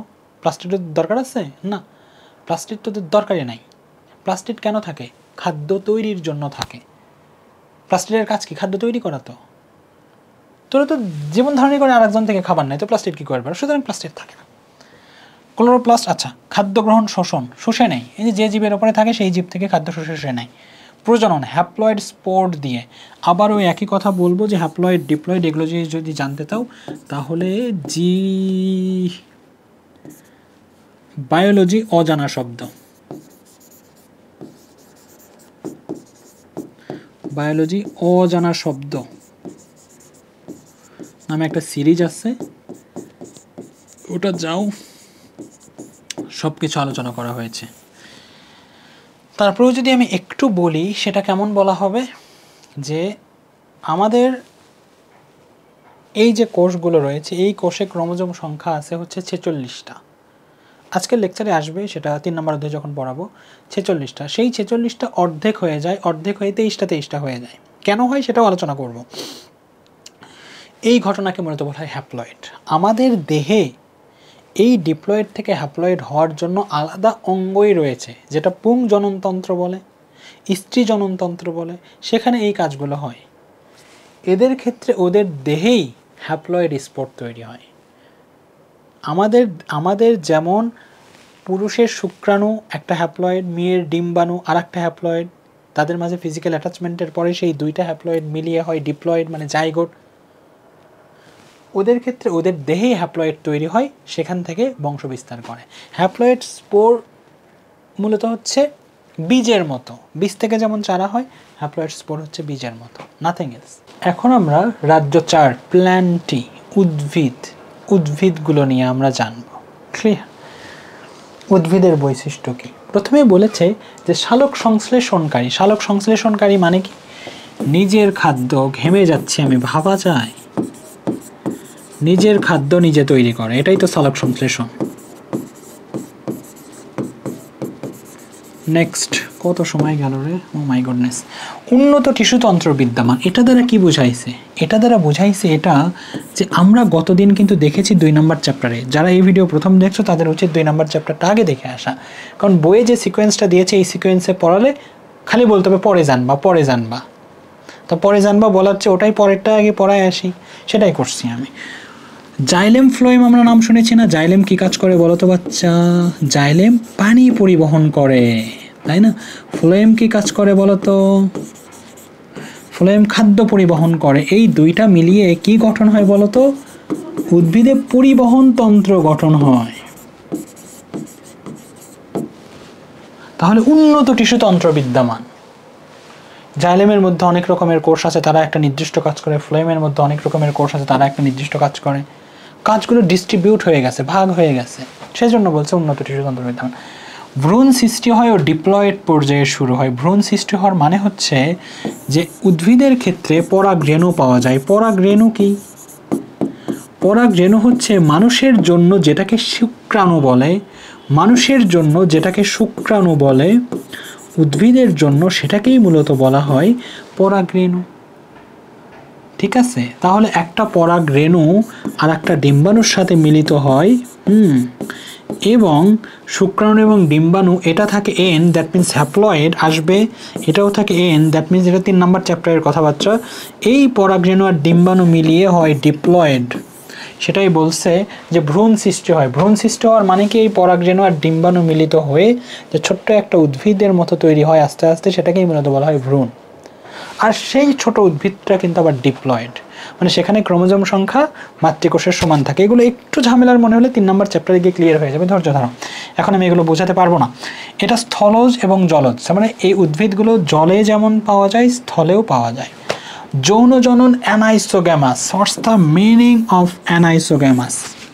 অ্যানাইসোগ্যামাসের মিনিং হচ্ছে শুক্রাণু দেখতে একরকম, ডিম্বাণু দেখতে আর একরকম। অর্থাৎ তারা যে প্রজননটা ঘটাচ্ছে, এই প্রজননের জন্য যে শুক্রাণু এবং ডিম্বাণু রয়েছে, তারা দেখতে যদি ভিন্ন রকম হয়, তাদের কাজ যদি ভিন্ন রকম হয়, তখন সেটাকে আমরা বলি আসলে অ্যানাইসোগ্যামাস। মানুষের জন্য শুক্রাণু লেজ আছে, শুক্রাণু চলতে পারে, ডিম্বাণু চলতে পারে না, ঠিক আছে?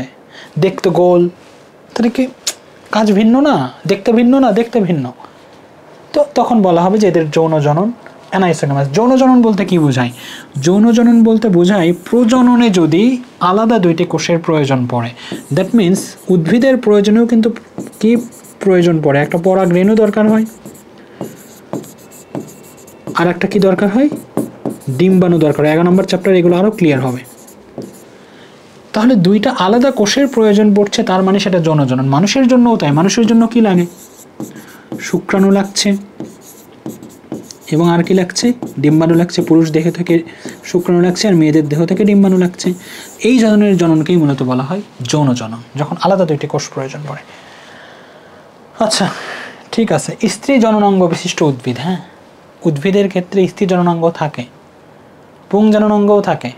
পুং জননাঙ্গ থেকে পরাগরেণু তৈরি হয়, স্ত্রী জননাঙ্গ থেকে ডিম্বাণু তৈরি হয়। এই শুক্রাণু ডিম্বাণু মিলিত হয়ে একটা নতুন নতুন ফল হয়। ফল থেকেই আবার ওই একটা উদ্ভিদ জন্মগ্রহণ করে।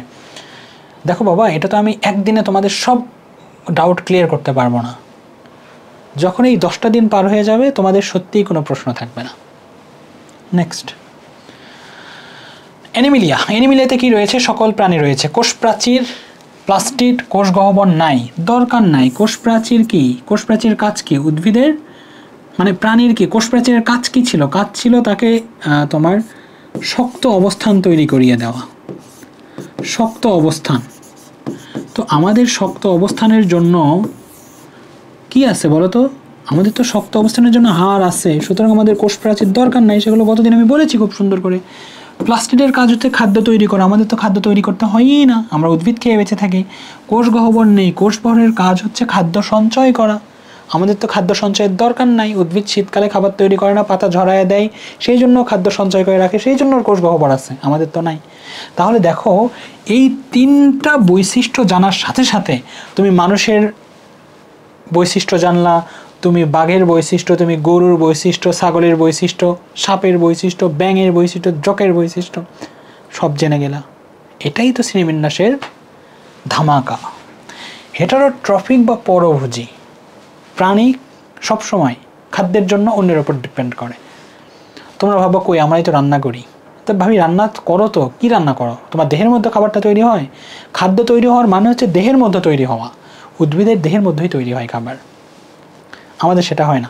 হেটারোট্রপিক মানে হচ্ছে পরভোজী, অন্যের ওপর আমরা ডিপেন্ড করি, উদ্ভিদ কেটে নিয়ে এসে খাই, খাদ্য গলদকরণ, গিলে ফেলি, জটিল টিস্যুতন্ত্র বিদ্যমান, অবশ্যই তাই, আমাদের তো তাই। দেখো আমাদের এই অক্সিজেন যাচ্ছে, কার্বন ডাইঅক্সাইড বের হচ্ছে, তার জন্য আছে আমাদের এই যে শ্বসনতন্ত্র। এই অক্সিজেনটা রক্তের সাথে মিশে যাচ্ছে, দেহের প্রত্যেকটা কোষে কোষে যাচ্ছে, সেটা হচ্ছে রক্ত পরিবহন তন্ত্র। হাজার রকমের বিক্রিয়া দেহের মধ্যে হচ্ছে, সেখানে খারাপ পদার্থ তৈরি হচ্ছে, সেই খারাপ পদার্থগুলো কিডনি এবং কলিজা ডিফাইন করে সেগুলো বের করে দিচ্ছে, ডিফাইন করা আছে, যাই হোক, কিডনি সেগুলো শাকন দিয়ে শাকন করে বের করে দিচ্ছে। এটা হচ্ছে রেচনতন্ত্র, তাই না? শুক্রাণু ডিম্বাণু আলাদা আলাদা অঙ্গে তৈরি হচ্ছে, প্রজননতন্ত্র। এটা বিশাল গঠন না আমাদের? সেই জন্যই বলছে যে জটিল টিস্যুতন্ত্র বিদ্যমান। ভ্রূণীয় স্তর সৃষ্টি হয়। ভ্রূণীয় স্তর মানে কি? একটা শুক্রাণু একটা ডিম্বাণু থেকেই তো মানব শিশু হয়। তাহলে একটা শুক্রাণু, পুরুষের একটা শুক্রাণু, মেয়েদের একটা ডিম্বাণু, তারা যখন ছেলে মেয়ে যখন ফিজিক্যাল অ্যাটাচমেন্টে যায়, শারীরিক সম্পর্কে যায়, তখন এই শুক্রাণু এবং ডিম্বাণুর মেলন হয়। আমি এই জন্যই বলছি বায়োলজি রচনা শব্দ সিরিজটা দেখে আসো, ওখানে এগুলো নিয়ে বিস্তারিত আলোচনা করা হয়েছে, কোনো রাগঢাক রাখা হয় নাই। আমি সে আলোচনা এখন করতেও পারবো না, চাইলেও করতে পারবো না, আমরা ওই টপিকে নাই আমি আসলে। হ্যাঁ, তো এই শুক্রাণু এবং ডিম্বাণু মিলিত হয়ে প্রথমে 3টা স্তর গঠিত হয়। কোনো একটা স্তর থেকে হৃৎপিণ্ড হয়, কোনো একটা স্তর থেকে হাড় তৈরি হয়, কোনো একটা স্তর থেকে চুল, চামড়া, এগুলো তৈরি হয়। এই জন্য বলা হয় ভ্রূণীয় স্তর। যেমন হৃৎপিণ্ড বা পেশির ক্ষেত্রে তোমরা শুনবা যে ভ্রূণীয় মেসোডার্ম থেকে এক ধরনের পেশি তৈরি হয়, মেসোডার্ম। একটোডার্ম বাহিরের স্তর, মেসোডার্ম মাঝের স্তর, এন্ডোডার্ম ভেতরের স্তর। এই 3টা স্তর শুক্রাণু এবং ডিম্বাণু যে জাইগোটটা হলো, সেখানে যে বিভাজনটা হয়, বিভাজন হওয়ার পরে এই 3টা স্তর তৈরি হয়। এই 3টা স্তর থেকে মানবদেহের সকল অঙ্গাণু তৈরি হয়। ক্লিয়ার? প্রোটোজোয়া ব্যতীত সকল প্রাণী, প্রোটোজোয়া হচ্ছে একটা এককোষী প্রাণী। কি বললাম? প্রোটোজোয়াকে কিন্তু প্রাণী হলেও তাকে কিন্তু অ্যানিমেলিয়ামের মধ্যে রাখাই হয়নি। নেক্সট চলো, প্রকৃতিবিদ ক্যারোলাস লিনিয়াস কোন দেশের অধিবাসী ছিলেন? সুইডেন। সুপার কিংডম 1-এর রাজ্য কোনটি? Super kingdom 1 মনেরা। সুপার কিংডম 1-এ শুধু ছিল মনেরা, আর বাকি 4টা ছিল সুপার কিংডম 2-তে। প্রোক্যারিওটিক জীব কোনটি? প্রোক্যারিওটিক মানে আদিকোষী জীব কোনটি? কোনটা ছিল? নীলাভ সবুজ শৈবাল, এটা ছিল। মাশরুম ছিল তো আসলে, বলো তো কোনটাই? ফানজাই, এগুলো পারতে হবে। ডায়াটম ছিল কোনটাই? প্রোটিস্টাই। নিটাম এটা হচ্ছে উদ্ভিদ, হ্যাঁ, এটা হচ্ছে প্ল্যান্টি।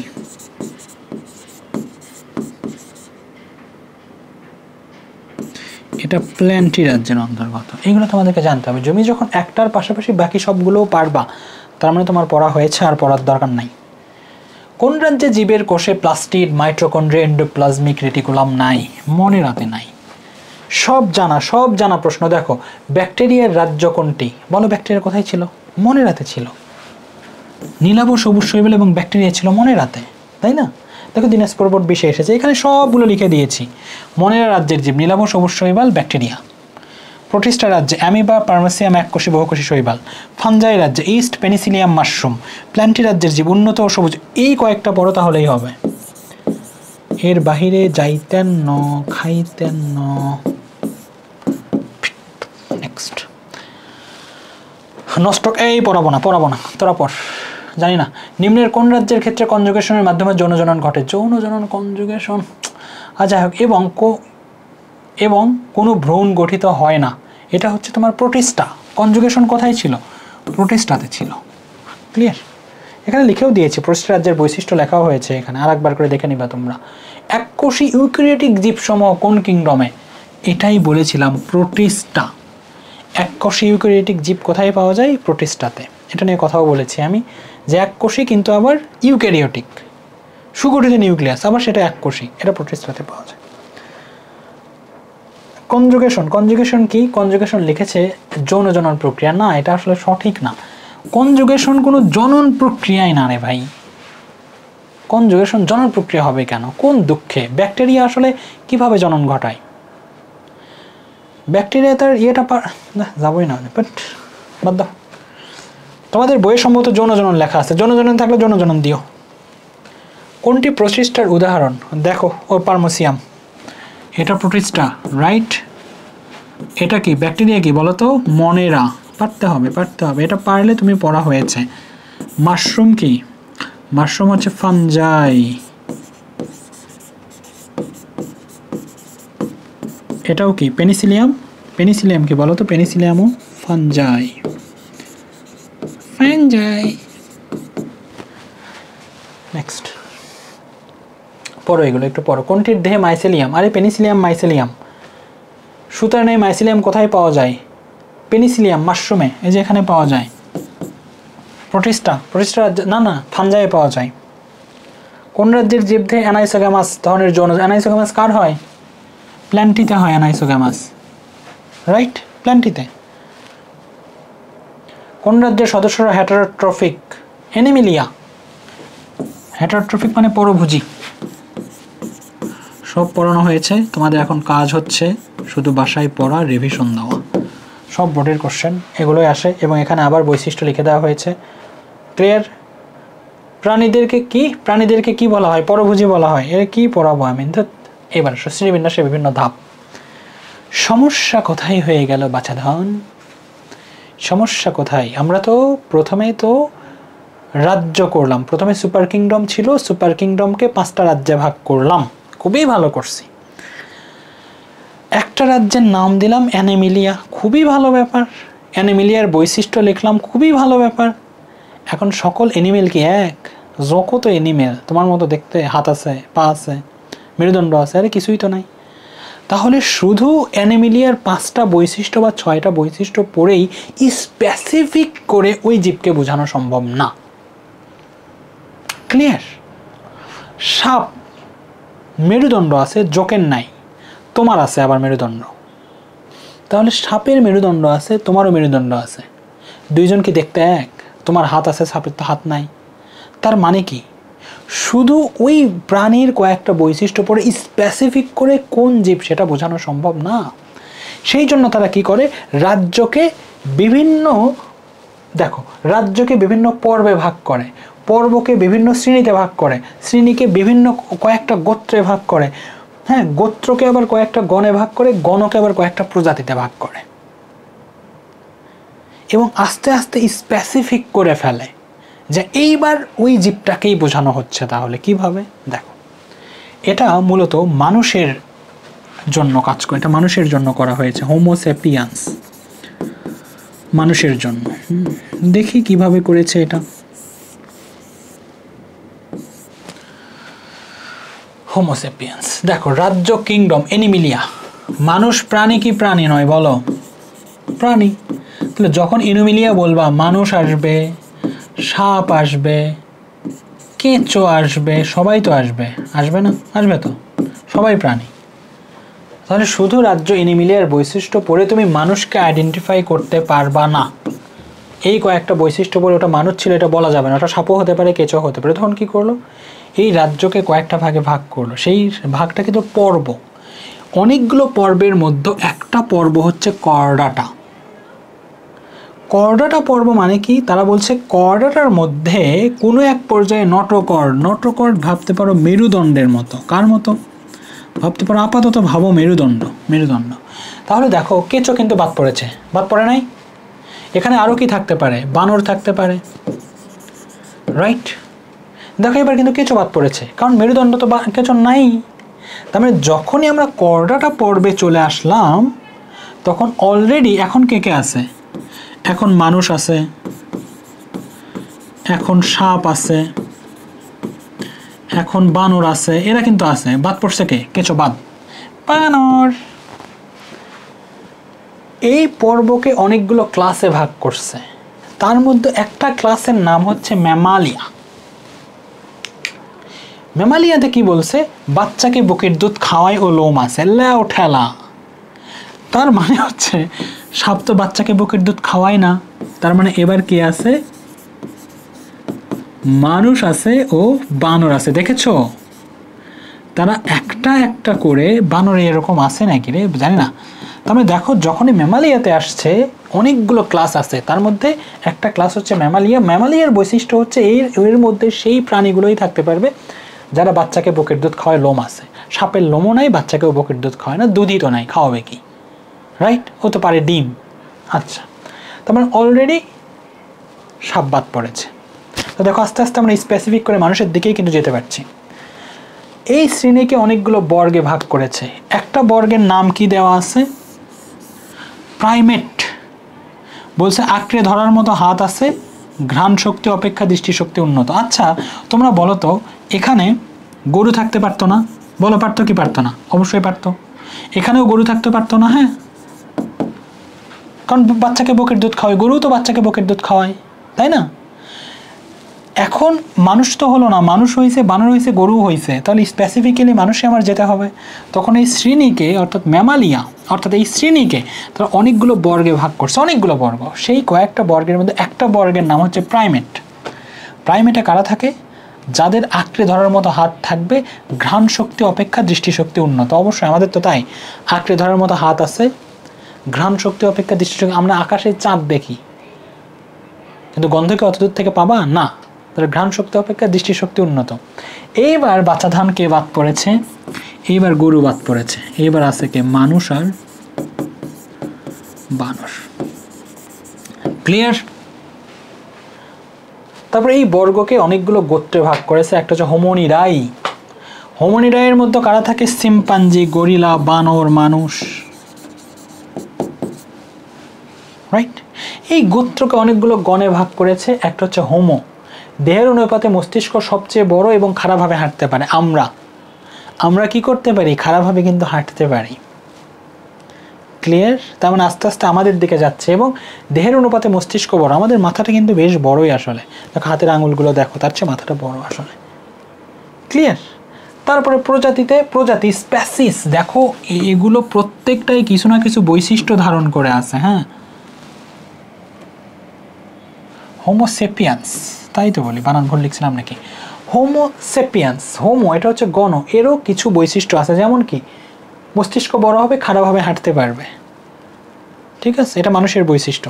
সেপিয়ান্সে এসে চওড়া ও খাড়া কপাল, খুলির হাড় অন্যান্য প্রজাতির তুলনায় পাতলা, বুদ্ধিবৃত্তিকভাবে উন্নত। এখানেও বানর ছিল, ও হাঁটতে পারে হয়তো। হ্যাঁ, আমার একটু কনফিউশন হচ্ছে, হয়তো বানর এখানে ছিল, কিন্তু এই জায়গায় আসে বুদ্ধিবৃত্তিকভাবে উন্নত, মানুষের মতো কিন্তু না। তেমন এইবারে সেই স্পেসিফিক করে কাকে বোঝানো হচ্ছে? মানুষকেই বোঝানো হচ্ছে। তার মানে কি? তার মানে হচ্ছে এই যে কর্ডাটা বলো, এনিমিলিয়া বলো, প্রাইমেটস বলো, হোমোনিডাই বলো, হোমোসেপিয়েন্স, এরা সব কিছু আলাদা আলাদা বৈশিষ্ট্যকে ধারণ করেছে। সেই বৈশিষ্ট্যগুলো দিয়ে একটা স্পেসিফিক কোনো একটা জীবকে বোঝানো হচ্ছে। বোঝা গিয়েছে? এটা হচ্ছে এক্স্যাক্ট কারণ। আর কথা না বাড়াই, নেক্সট। শ্রেণীবিন্যাসের ধাপগুলোর ক্ষেত্রে কোনটি সঠিক ক্রম? দেখো রাজ্যকে অনেকগুলো ভাগে ভাগ করে, পর্বকে অনেকগুলো ভাগ, শ্রেণীকে অনেকগুলো ভাগে ভাগ করে, প্রত্যেকটাকে বর্গকে অনেকগুলো ভাগ করে গোত্র। ওটা কোনটা মিলাও? পর্ব, শ্রেণী, বর্গ, গোত্র। ঘ ইজ দ্য কারেক্ট আনসার।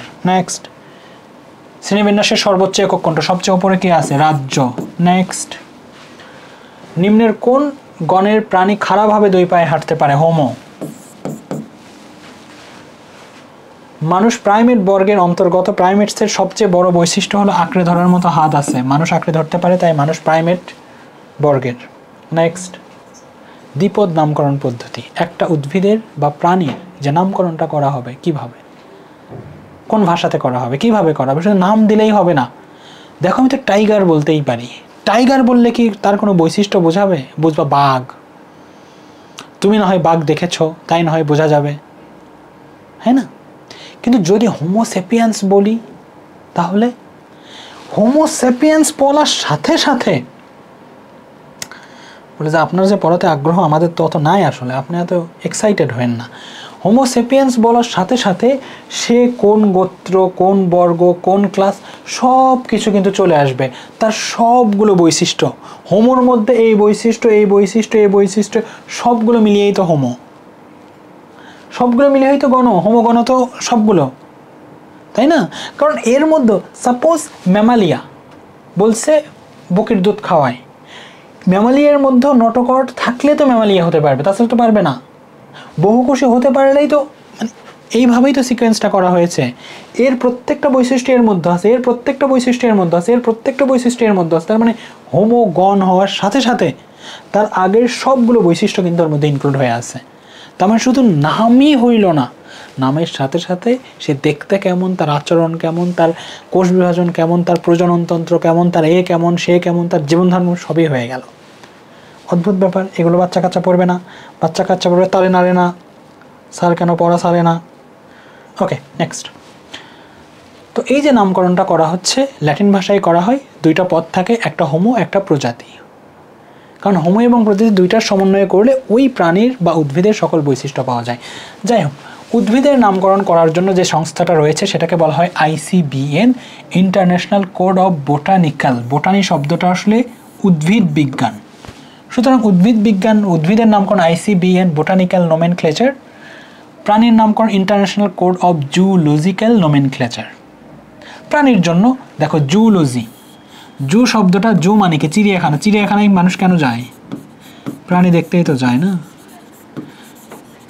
সেই জন্য আসলে এটা প্রাণীর। তো এরা হচ্ছে একটা সংস্থা যারা প্রাণীর নামকরণ করে। নামকরণ করে না ঠিক, নামকরণকে যে নামকরণটা করবে সেটাকে অনুমোদন দেয় অথবা বাতিল করে, দুটার একটা, বা কার নামটা গ্রহণ করবে সেই ব্যাপারগুলো দেখাশোনা করে। ক্লিয়ার? আচ্ছা, নামকরণ পদ্ধতি কি? নামকরণ ল্যাটিন ভাষায় হতে হবে। এটা ইংলিশ, বাংলা, হিন্দি এরকম চলবে না, ল্যাটিন ভাষায় হতে হবে। অনেকে ইংরেজি ঘৃণা করে, জাপান চীনের লোকজন ইংরেজি ঘৃণা করে, তো ল্যাটিন ভাষায়। নামের দুইটা অংশ থাকবে, একটা হচ্ছে গণ, একটা হচ্ছে প্রজাতি। দেখো গণ প্রজাতি কি এখন তো বুঝেছো তোমরা, তাই না? নির্দিষ্ট এর স্পেসিফিক কিছু বৈশিষ্ট্য, ক্যারেক্টারিস্টিক ধারণ করে থাকে। অনন্য হতে হবে। অনন্য হতে হবে মানে কি? আলাদা হতে হবে। কোনো জীবের নামের সাথে কোনো জীবের নামের মিল থাকা যাবে না, আলাদা হতে হবে। নেক্সট, প্রথম অক্ষর বড় হাতের হতে হবে। অর্থাৎ তুমি যে নামটা লিখবা, যেমন হয়তো লিখছো যে অরাইজা স্যাটিভা, অরাইজা স্যাটিভা। অরাইজা স্যাটিভা কি? এটা হচ্ছে ধানের বৈজ্ঞানিক নাম, এটা ধান। ওকে, এটা ধান, অরাইজা স্যাটিভা। প্রথম অক্ষর দেখো ক্যাপিটাল লেটার, এভাবে লিখতে হবে, বাকি সব ছোট হাতের হবে। নাম মুদ্রণের সময় ইটালিক হতে হবে। যদি টাইপ করা হয় তাহলে ইটালিক, বাঁকা হতে হবে। হাতে লেখার সময় নিচে দাগ দিতে হবে। যেমন তুমি হয়তো লিখলা হোমো স্যাপিয়ান্স, হ্যাঁ, হোমো স্যাপিয়ান্স লিখলাম, নিচে এভাবে কী করতে হবে? দাগ দিতে হবে। এটা ম্যান্ডেটরি, এটা যদি না দাও জিরো দেবে, জিরো।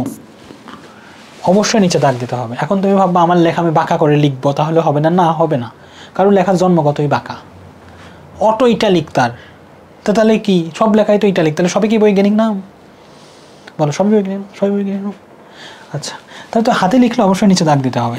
প্রথম যে নামকরণ করবে তারটা গ্রহণযোগ্য হবে। একটা জীবের নাম অনেকেই দিতে পারে, প্রথম যে করবে তারটা অ্যাকসেপ্ট করবে কে? ICBN অথবা ICZN। উদ্ভিদের নাম হলে ICZN অ্যাকসেপ্ট করবে, প্রাণীর নাম হলে উদ্ভিদের নাম হলে ICBN অ্যাকসেপ্ট করবে, আর প্রাণীর নাম হলে ICZN অ্যাকসেপ্ট করবে। নেক্সট, যিনি নামকরণ করবেন তার নামের প্রথম অক্ষর শেষে যুক্ত হবে। যেমন এইভাবে লেখা হয় অরাইজা স্যাটিভা এল। এল হচ্ছে ক্যারোলাস লিনিয়াস। ক্যারোলাস লিনিয়াস ধানের নামকরণ করেন, সেই জন্য এল তার নামের অক্ষরটা দিয়েছে। ক্লিয়ার হুয়া আর নাহি হুয়া, কিয়া বাত হ্যায়।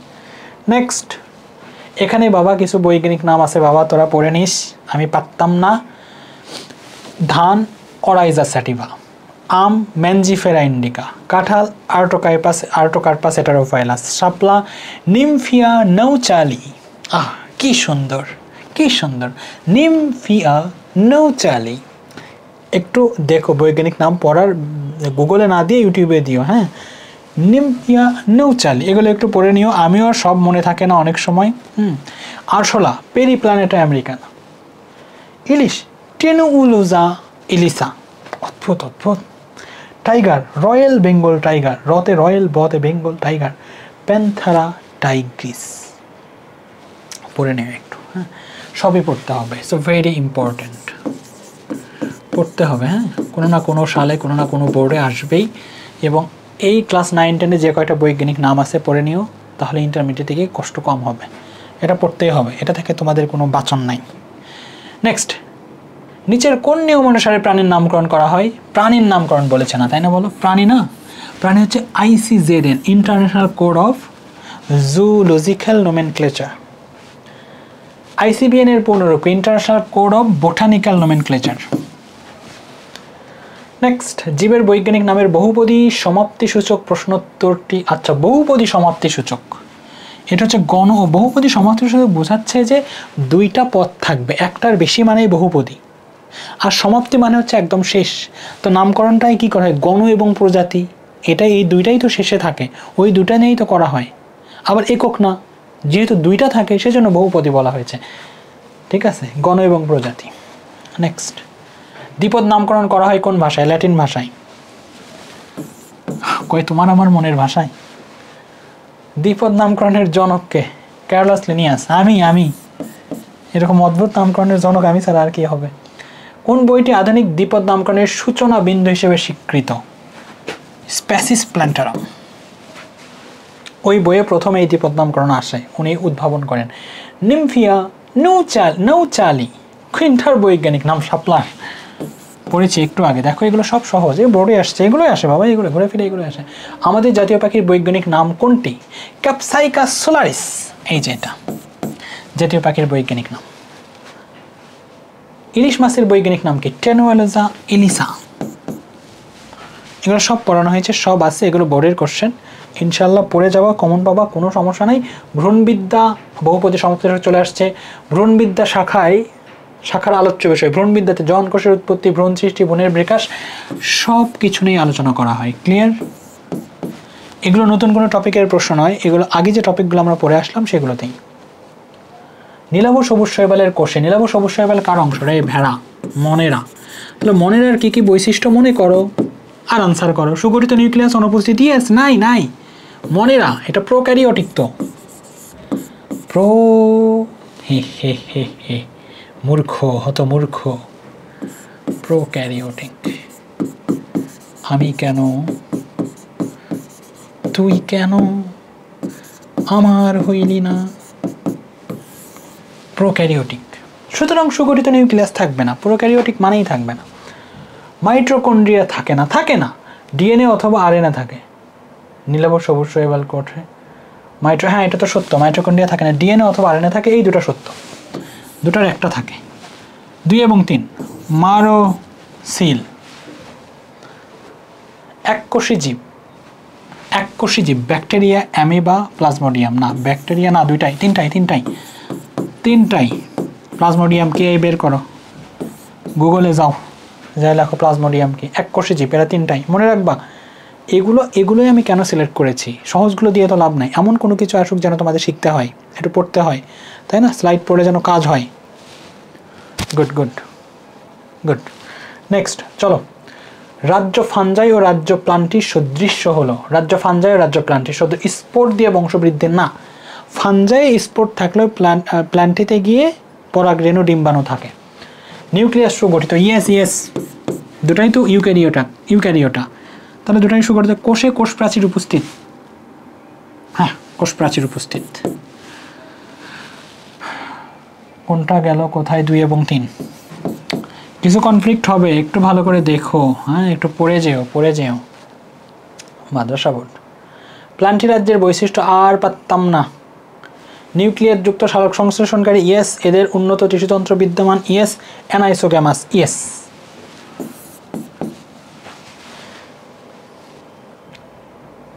জ্ঞানমূলক প্রশ্নোত্তর, আসো। জীববিজ্ঞানকে ইংরেজিতে কি বলা হয়? জানি না। প্রজাতি কাকে বলে? প্রজাতি হচ্ছে একই সম্প্রদায়ভুক্ত প্রাণী। প্রজাতি কি? একই সম্প্রদায়ভুক্ত প্রাণী যারা একে অপরের উপর নির্ভর করে। এই জাতীয় কথাগুলো লিখলেই চলে। শ্রেণীবিন্যাসের জনককে ক্যারেস লিনিয়াস। ট্যাক্সন কি? না, হোমওয়ার্ক। শ্রেণীবিন্যাসের সাথে জড়িত একটু বলে দিলাম, না এটা বের করবা। ফলিত জীববিজ্ঞান কি? শ্রেণীবিন্যাস কাকে বলে? এগুলো সবই বলা হয়েছে যে ফলিত জীববিজ্ঞানে যেই জিনিসগুলোকে প্র্যাকটিক্যালি তোমার ইমপ্লিমেন্ট করা হয়। একটু নোট তো পড়তে হবে বাবা, আমি তো বেসিকটা বুঝিয়ে দিয়েছি। আমি বললেই কি মনে থাকবে তোমাদের? না, আমি জাস্ট বোঝার মতো করে বললাম। এখন তুমি গাইড থেকে সেটাকে কিভাবে লিখেছে তারা সেটা তুমি দেখবা। ওকে, শারীরবিদ্যা কাকে বলে? জীববিজ্ঞানের যে শাখা, এটা তো আসলে ভৌত জীববিজ্ঞানের একটা শাখা, যে শাখায় উদ্ভিদ বা প্রাণীর রেচন, শ্বসন এগুলো নিয়ে আলোচনা করা হয়, সেটা হচ্ছে শারীরবিদ্যা, তাই না? অ্যানাইসোগ্যামাস কি? অ্যানাইসোগ্যামাস হচ্ছে যে যদি দুইটা ভিন্ন ধর্মী, যাদের কাজ ভিন্ন, দেহের আকার আকৃতি ভিন্ন, এমন দুইটা গ্যামেট নিয়ে যদি জীব উৎপন্ন হয় তখন সেই জননটাকে বলা হয় অ্যানাইসোগ্যামাস। মানুষের ক্ষেত্রেও যেমন উদ্ভিদের ক্ষেত্রে ওদের পরাগরেণু এবং ডিম্বাণু দেখতে ভিন্ন, তাদের কাজ ভিন্ন, সুতরাং এগুলো এই জননগুলোকে অ্যানাইসোগ্যামাস বলা হয়। এন্ডোক্রাইনোলজি কি? এন্ডোক্রাইনোলজি হরমোন নিয়ে আলোচনা করা হয়, হরমোনের কার্যকারিতা নিয়ে আলোচনা করা হয়। এটা ভৌত জীববিজ্ঞানের একটা শাখা যেখানে হরমোনের কার্যকারিতা নিয়ে আলোচনা করা হয়। আমি কি বুঝাবো এখানে? ক্লিয়ার? মরফোলজি কি? শারীরবিদ্যা, শারীরিক গঠন নিয়ে আলোচনা করা হয়, কার দৈহিক গঠন কেমন, এটা ভৌত জীববিজ্ঞানের একটা শাখা, তাই না? এই ছোট ছোট বিষয়গুলো আসলে রয়েছে। হিস্টোলজি কি? টিস্যুবিদ্যা, যেখানে জীবদেহের টিস্যু নিয়ে আলোচনা করা হয়। এই জাতীয় জিনিস একটু পড়তে হবে তোমাদেরকে। ওকে, নেক্সট, এইবার আসলে অনুধাবনমূলক প্রশ্ন। তো এই জিনিসগুলো পড়লেই চলবে তোমাদের। দেখো, প্রোক্যারিওট আর ইউক্যারিওটের মধ্যে পার্থক্য লেখো। পার্থক্য লিখতে পারবো না তোমরা প্রোক্যারিওট আর ইউক্যারিওটের মধ্যে? এতদিন ধরে পড়াচ্ছি তোমাদেরকে, 2 নম্বর অধ্যায়েও পড়িয়েছি, সুন্দর করে বলে দিলা যে নিউক্লিয়াস সুগঠিত নয়, ইউক্যারিওটেতে নিউক্লিয়াস সুগঠিত। আর একটা বললা নিউক্লিয়াস সুগঠিত না হওয়ার কারণে নিউক্লিয়াসের ভেতরে যে বস্তুগুলো থাকে সেগুলো কোষের মধ্যে ছড়িয়ে পড়ে। ওটার ক্ষেত্রে একটা নিউক্লিয়াস সুগঠিত হওয়ার কারণে কোষের মধ্যে ছড়িয়ে পড়ে না, শেষ। জীববিজ্ঞানের ভৌত ফলিত, এগুলো একটু বড়। বংশগতিবিদ্যাকে জীববিজ্ঞানের ভৌত শাখা বলা হয় কেন? এখানে তাত্ত্বিক বিষয় আলোচনা করা হয়, এই জন্য, আর কিছুই নয়। শারীরবিদ্যাকে জীববিজ্ঞানের একই রকম উত্তর হবে। ব্যাকটেরিয়াকে মনেরা জগতে অন্তর্ভুক্ত করা হয় কেন? কারণ ব্যাকটেরিয়ার যে বৈশিষ্ট্যগুলো রয়েছে সেগুলো মনেরা রাজ্যের বৈশিষ্ট্যের সাথে মিল পাওয়া যায়। সুন্দর করে ব্যাকটেরিয়ার কিছু বৈশিষ্ট্য লিখবা, লিখে বলবা এটা মনেরা রাজ্যের বৈশিষ্ট্যের সাথে যেহেতু মিলে যাচ্ছে সুতরাং ব্যাকটেরিয়াকে মনেরা রাজ্যের অন্তর্গত করা হয়। চিকিৎসা বিজ্ঞানকে জীববিজ্ঞানের ফলিত শাখার অন্তর্ভুক্ত করা হয়েছে না? একই রকম উত্তর হবে। এগুলোকে কেন ভৌত আর ওটা কেন ফলিত, একই রকম আনসার হবে। জাস্ট একটু গাইড থেকে দেখো তাহলেই চলবে। সামুদ্রিক জীববিজ্ঞানকে কেন জীববিজ্ঞানের ফলিত? একই রকম। শ্রেণীবিন্যাসের প্রয়োজন কেন? উদ্ভিদ এবং প্রাণী সমূহকে বা জীব সমূহকে অল্প সময়ে জানার জন্য শ্রেণীবিন্যাসের প্রয়োজন রয়েছে। সাথে শ্রেণীবিন্যাসের সংজ্ঞাটা দিয়ে দিলাম। শ্রেণীবিন্যাস কি? জীবের সাদৃশ্য এবং বৈসাদৃশ্যের ভিত্তিতে যখন আমরা শ্রেণী ভাগ করি তখন সেটাকে আমাদের শ্রেণীবিভাগ বলা হয়। খুব অল্প সময়ে অধিক প্রাণীর বৈশিষ্ট্য জানতে আমাদের শ্রেণীবিন্যাসের প্রয়োজন। গাইডে সুন্দর করে লেখা আছে, বললেই তো মনে রাখতে পারবে না, খুব স্বাভাবিক ব্যাপার। তো প্রোটিস্টা রাজ্যের জীবগুলোকে ইউক্যারিওটিক বলা হয় কেন? তাদের নিউক্লিয়াস সুগঠিত আছে সেই কারণে বলা হয়। নষ্টককে আদিকোষী বলা হয় কেন? তার সুগঠিত নিউক্লিয়াস নাই সেই জন্য বলা হয়। নষ্টক তো নীলাভ সবুজ শৈবাল বলেছি আমি, মনের রাজ্যের অন্তর্গত। ব্যাকটেরিয়াকে আদিকোষী জীব বলা হয় কেন? নিউক্লিয়াস সুগঠিত নয় সেই জন্য আদিকোষী বলা হয়। তো একই রকম তো না, কী এমন পার্থক্য বলে? এগুলো সব পারবা। অ্যামিবা কোন রাজ্যের অন্তর্গত? অ্যামিবা প্রোটিস্টা রাজ্যের অন্তর্গত। অ্যামিবা একটা প্রাণী, এটা এককোষী। প্রোটিস্টা রাজ্যের মধ্যে এককোষী প্রাণী থাকে। এই তো। ডায়াটম কোন রাজ্যের অন্তর্গত? ডায়াটম হচ্ছে প্রোটিস্টা, ইয়েস, ডায়াটম প্রোটিস্টা রাজ্যের অন্তর্গত। তো এই যে ব্যাপারগুলো তোমরা একটু বলবা। মাশরুম কোন রাজ্যের অন্তর্গত? ফানজাই রাজ্যের অন্তর্গত। প্ল্যান্টি রাজ্যে জীবদের হেটারোট্রপিক কেন বলা হয়? কারণ প্ল্যান্টি রাজ্যে কেন বলা হয় না? আচ্ছা, কেন বলা হয় না? প্ল্যান্টি তো হেটারোট্রপিক না। হেটারোট্রপিক মানে কি? যারা খাদ্যের জন্য উপর ডিপেন্ড করে। প্ল্যান্টি কি করে? উদ্ভিদ কি করে না? তো এরা যেহেতু খাদ্যের জন্য অন্যের উপর নির্ভর করে না, এরা যেহেতু পরভোজী নয়, তাই প্ল্যান্টিকে হেটারোট্রপিক বলা হয় না। এই যে ভুজুং ভাজুং, এই পড়ো। বাট চলো আমরা সৃজনশীল এখন করে ফেলি। দেখো, আমাকে তো একটা মিনিমাম স্ট্যান্ডার্ড রাখতে হবে। 1 নম্বর অধ্যায়, খুব ছোট একটা চ্যাপ্টার, এটা পড়তে 2.5 ঘন্টা লাগানো তোমাদের আমাকে তো এই জিনিসটা বুঝতে হবে। আমি চাইলেই তো 3 ঘন্টা ধরে পড়াতে পারতাম, কিন্তু এটা করা ঠিক হয় না। তাহলে খুব দ্রুত সময়ের মধ্যে শেষ করতে হবে। দেখো, কিচ্ছু নাই, মাশাল্লাহ। এটা কি? অ্যামিবা। আমি বৈশিষ্ট্য সব কিছু পড়িয়েছি না, বলো। অ্যামিবা, এটা হচ্ছে উদ্ভিদ, এটা উদ্ভিদ। উদ্ভিদ মানে কি, সে কোন রাজ্যের বলো তো? মানে হচ্ছে সে প্ল্যান্টি রাজ্যের। প্ল্যান্টি না, প্লান্টি, প্ল্যান্টি, প্ল্যান্টি। এটা কি দেখো তো, নস্টক, নীলাভ সবুজ শৈবাল। চিত্র মনে পড়ে? কোন সালে এসেছে দেখো তো, বলো তো? এই ভেড়া, ময়মনসিংহ 2024-এ। অ্যামিবা কার? এটা প্রোটিস্টা রাজ্যের অন্তর্গত। প্রোটিস্টা, অ্যামিবা প্রোটিস্টার অন্তর্গত। হ্যাঁ, নীলাভ সবুজ শৈবাল এটা মনেরার অন্তর্গত, তাই তো? এইভাবে আগে ফাইন্ড আউট করে নিবা বাবা যে কে কোন রাজ্যের অন্তর্গত। উদ্দীপকের এক্স জীবটি কোন রাজ্যের অন্তর্গত? এক্স কে? এক্স হচ্ছে অ্যামিবা, এটা প্রোটিস্টা রাজ্যের অন্তর্গত। ব্যাখ্যা করো। কি করবা তাহলে তুমি এখানে? প্রোটিস্টা রাজ্যের যে বৈশিষ্ট্যগুলো আছে মাশাআল্লাহ সেগুলো সুন্দর করে লিখে দেবা, তাহলেই হবে। 3 মার্কসের কোশ্চেন। পারলে অ্যামিবার চিত্রটা একটু সুন্দর করে আঁকাবুকি করে দিও। উদ্দীপকের ওয়াই ও জেড এর মধ্যে কোনটি অধিক উন্নত? এটা হচ্ছে ওয়াই, ওয়াই ওয়াই ওয়াই, এটা হচ্ছে ওয়াই এবং এটা হচ্ছে জেড। কি অধিক উন্নত বলো তো? আমি তোমাদেরকে বলছি যে মনেরা তো প্রোক্যারিওটিক, আদিকোষী। ও নিউক্লিয়াস সুগঠিত না, ও এক কোষী, ও দ্বিবিভাজন প্রক্রিয়ায় মাঝখানে ভাগ হয়ে এবং আর একটা নতুন 2টা মানে জীব তৈরি হয়। জীব বললে খালি উদ্ভিদ প্রাণী বুঝবা না, জীব আরও আছে, ঠিক আছে? অনেকগুলো উদ্ভিদ এবং প্রাণী হচ্ছে জীবের একটা অংশ। ভাইরাস, ব্যাকটেরিয়া, নষ্টক এরাও জীব। ওকে, তাহলে এই যে মনেরার মধ্যে নীলাভ সবুজ শৈবাল আছে, এরা কেমন? এরা এক কোষী হয়, এদের সুগঠিত নিউক্লিয়াস থাকে না, এদের উন্নত টিস্যুতন্ত্র নাই, এটা নাই সেটা নাই। কিন্তু উদ্ভিদ বা প্লান্টিতে তো সবই আছে।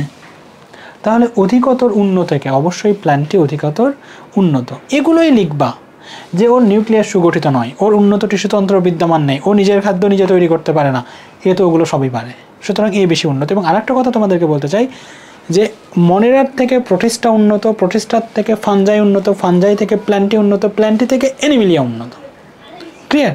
ওইভাবেই ভাগ করা হয়েছে, ঠিক আছে? নেক্সট দেখো, পাউরুটি তৈরিতে ইস্ট, ছত্রাক ব্যবহার করা হয়। ছত্রাক কার অংশ? ছত্রাক হচ্ছে ফানজাইয়ের অংশ। কি বলেছে দেখো তো, এক্স পাউরুটি তৈরিতে ব্যবহৃত অণুজীব ছত্রাক। ছত্রাক কার অংশ? ফানজাইয়ের অংশ। এককোষী শৈবাল, এককোষী শৈবাল হচ্ছে আসলে নস্টক, মনেরা, মনেরা রাজ্যের অন্তর্গত। এটা মনেরাকে আইডেন্টিফাই মানে ইন্ডিকেট করেছে। নতুন প্রজাতির ধান, তার মানে এটা উদ্ভিদকে ইন্ডিকেট করেছে। উদ্ভিদ মানে কি বাচ্চা ধন? উদ্ভিদ মানে হচ্ছে প্ল্যান্টি রাজ্যের অন্তর্গত। বুঝেছো পোলাপান? क्लियर हुआ? अभी तक तो नहीं हुआ तो बाहर जाओ, शादी करो। প্ল্যান্টি। উল্লেখিত জেড এর নামকরণে তুমি কি ভূমিকা পালন করবে? কোনো ভূমিকা পালন করবে না, পড়াশোনা ছেড়ে দিয়ে ভ্যান চালাবো। উল্লেখিত জেড এর নামকরণে তুমি কি ভূমিকা? জেডকে, জেড হচ্ছে নতুন প্রজাতির ধান। ধানের বৈজ্ঞানিক নাম কি? ওরাইজা। বানান কি ভুল হচ্ছে নাকি আমি জানি না। ওরাইজা স্যাটিভা। তাহলে এটা কি বৈজ্ঞানিক নাম অনুসরণ করেছে না? অবশ্যই। তাহলে তোমাকে আসলে কি করতে বলেছে? বৈজ্ঞানিক নামকরণ কিভাবে করা হয় সেটা তুমি সুন্দর করে লিখে দেবে। আমি শিখিয়েছি না, ওখানে শিখিয়েছি না? প্রত্যেকটার ক্ষেত্রে লিখবা আর উদাহরণ ওই যেভাবে বলবা। উল্লেখিত এক্স ও ওয়াই কোনটি উন্নত? ও এক্স থেকে ওয়াই উন্নত। এক্স কে রে?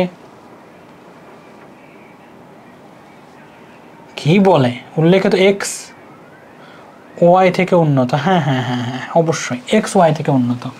এটা আসলে এক্স আর এটা কি ওয়াই। এক্সটাকে মনের রাজ্যের অন্তর্গত, ওয়াইটাকে ফানজাই রাজ্যের অন্তর্গত, তাই না?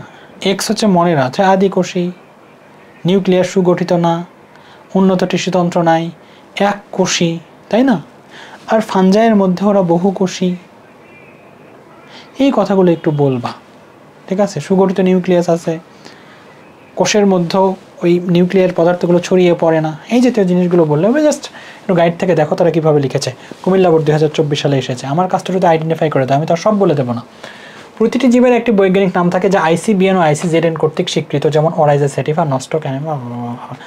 উদ্দীপকে উল্লেখিত প্রথম জীবটি কোন রাজ্যের অন্তর্ভুক্ত? প্রথম জীবকে বলো তো? অরাইজা স্যাটিভা। কোন রাজ্যের অন্তর্গত? প্ল্যান্টি।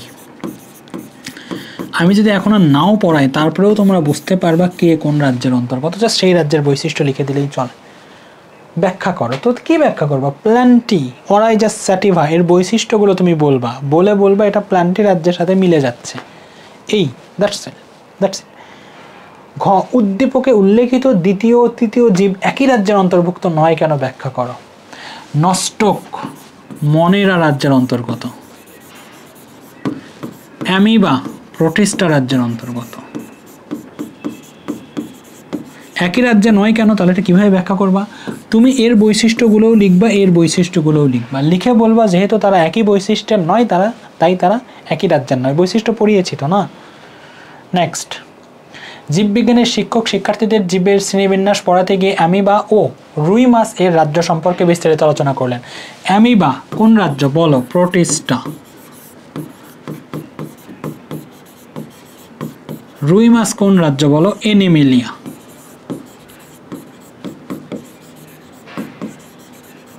क्लियर हुआ और नहीं हुआ? अभी तक तो नहीं हुआ तो बाहर जाओ, शादी करो, ऐश करो, रिक्शा चालाओ, ভ্যান চালাও। কি বলেছে? 22, উদ্দীপকে উল্লেখিত প্রথম প্রাণীর রাজ্যগত বৈশিষ্ট্য। প্রোটিস্টার রাজ্যগত, প্রোটিস্টা রাজ্যের বৈশিষ্ট্য জানতে চেয়েছে। ঘ নম্বরে কি বলেছে? উদ্দীপকের জীব দুইটি প্রাণী হওয়া সত্ত্বেও, হ্যাঁ প্রাণী হওয়া সত্ত্বেও ভিন্ন রাজ্যের অন্তর্ভুক্ত কেন? অ্যামিবা কিন্তু প্রাণী, এককোষী প্রাণী। অ্যামিবা প্রাণী হলেও সে আবার এককোষী। রুই মাছকে এককোষী, বহুকোষী। অ্যামিবা তার উন্নত টিস্যুতন্ত্র, ওদের একটাই কোষ, কিসের উন্নত টিস্যু থাকবে? টিস্যু থাকতে গেলে তো অনেকগুলো কোষ দরকার হয়। তার উন্নত টিস্যুতন্ত্র নাই, অ্যানিমেলের উন্নত টিস্যুতন্ত্র আছে। তার প্রজনন ভাগ হয়ে যায় মাঝখান দিয়ে, ওদের প্রজনন শুক্রাণু এবং ডিম্বাণুর প্রয়োজন পড়ে। প্রজনন তন্ত্র আছে, রক্ত সংবহন, এই পার্থক্যগুলো জাস্ট লিখে দেবে একটু, তাহলেই কাজ চলে যায়। নেক্সট দেখো, সৃজনশীল। এক্স থেকে লিখছে নস্টক, ওয়াই লিখছে পেনিসিলিয়াম। নস্টক কোন রাজ্য? মনেরা। পেনিসিলিয়াম কোন রাজ্য? বলো। ফানজাই, তাই না? ম্যানজিফেরা ইন্ডিকা আমের বৈজ্ঞানিক নাম? প্ল্যান্টি।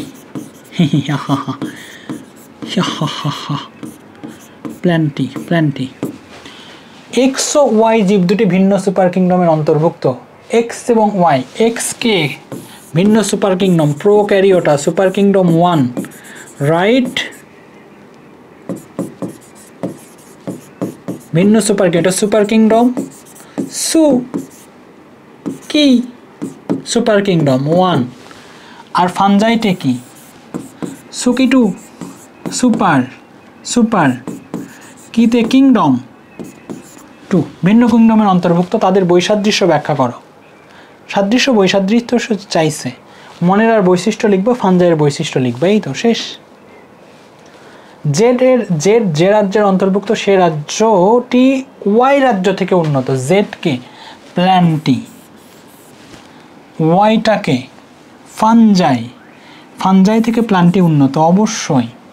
ফানজাই এরা নিজের খাদ্য নিজে তৈরি করতে পারে না, এদের উন্নত টিস্যুতন্ত্র নাই, এরা পরভোজী, অন্যের ওপর নির্ভর করে, দেহে প্লাস্টিড নাই, হাজার রকমের সমস্যা। প্ল্যান্টিতে কোনো সমস্যা নাই, উন্নত টিস্যুতন্ত্র আছে, নিজের খাদ্য নিজে তৈরি করতে পারে, প্লাস্টিড আছে, কত কিছু।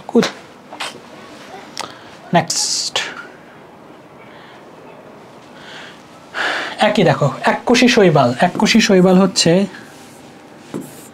এককোষী শৈবালটা মনেরা নয়, প্রোটিস্টা। আগে কোথাও ভুল বললে চরি। প্রোটিস্টা। নীলাভ ও সবুজ শৈবাল হচ্ছে মনেরা। চরি। কাঁঠাল গাছ? প্ল্যান্টি। Penicillium, fungi. क्लियर हुआ? नहीं हुआ तो बाहर जाओ, शादी करो। ग उल्लेखित एस राज्य वैशिष्ट्य, एस के रे पेनिसिलियम, फानजाई राज्य वैशिष्ट्यटा लिखे देवा शेष। उल्लेखित पी किউ আর মধ্যে কোন রাজ্য অধিক উন্নত? P Q R. পি কে? প্রোটিস্টা। প্রথমে আছে মনেরা, তারপর হচ্ছে প্রোটিস্টা, প্রোটিস্টার পর আছে ফানজাই, ফানজাইয়ের পর আছে প্ল্যান্টে, তাহলে প্ল্যান্টই অধিক উন্নত। তার বৈশিষ্ট্যগুলো লিখে দেবা, দ্যাটস ইট। ক্লিয়ার হুয়া? কত সহজ, কত সহজ। ছে মনেরা, প্রোটিস্টা, ফানজাই, প্ল্যান্টে, এনিমিলিয়া। উদ্দীপকের পি ও কিউ রাজ্যের জীবের ভিন্ন বৈশিষ্ট্য ব্যাখ্যা করো। P K? পি হচ্ছে আমাদের ফানজাই,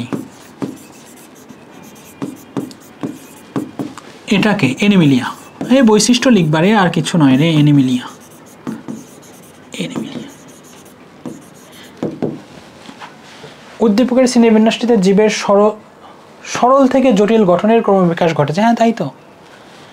মনেরাতে জীব যেমন ছিল, এককোষী ছিল, মাঝখানে ভাগ হয়ে তাদের বংশ মানে তাদের বৃদ্ধি হলো, তাদের উন্নত টিস্যুতন্ত্র নাই, নিউক্লিয়াস সুগঠিত নয়, খাদ্য তৈরি করতে পারে না, তা আস্তে আস্তে দেখো যা যা পারে না এনিমিলিয়া কিন্তু সবই পারে গিয়ে। তার মানে কি আস্তে আস্তে জটিল হয়েছে। এটা খুব সরল ছিল, খুবই সরল। ও তো একটা জীব, কিন্তু উন্নত টিস্যুতন্ত্র নাই, হাজার হাজার কোষ নাই, এইটা নাই, তার রক্ত সংবন্ধনের জন্য আলাদা লাগছে না, রেচনতন্ত্রের জন্য আলাদা কাউকে লাগছে না, তার বংশবৃদ্ধির জন্য দুইটা মানে পুংগ্যামেট স্ট্রিগ্যামেট লাগছে না, মানে খুব সরল। এনিমিলিয়ার ক্ষেত্রে দেখো হাজারটা কমপ্লেক্সিটি এসে দাঁড়াইছে। সেই জন্য বলছে যে হ্যাঁ মানে এর একটা থাকলে এ বংশবিস্তার করতে পারছে। একটা পুরুষ জাতিতে বংশবিস্তার করতে পারবে নাকি একটা মেয়েদের বংশবিস্তার হবে? হবে না। তো এই যে সরল থেকে জটিল, এই জিনিসগুলো তোমরা বলবা। আসলে গাইডগুলো একটু দেখো বাবা, আমি যা প্রশ্নগুলো ধরিয়ে দিচ্ছি তোমাদেরকে। জীববিজ্ঞান ক্লাসের শিক্ষক নীলাভ অবশ্যইবাল। নীলাভ অবশ্যইবাল কার বলো? মনেরা। কোন রাজ্যের অন্তর্গত? Super kingdom 2। রাজ্যই তো মনেরা, এটা তো রাজ্য। সুপার কিংডম 1 এর অন্তর্গত, রাইট? সুকি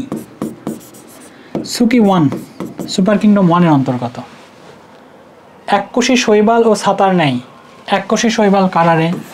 এটা হচ্ছে প্রোটিস্টা।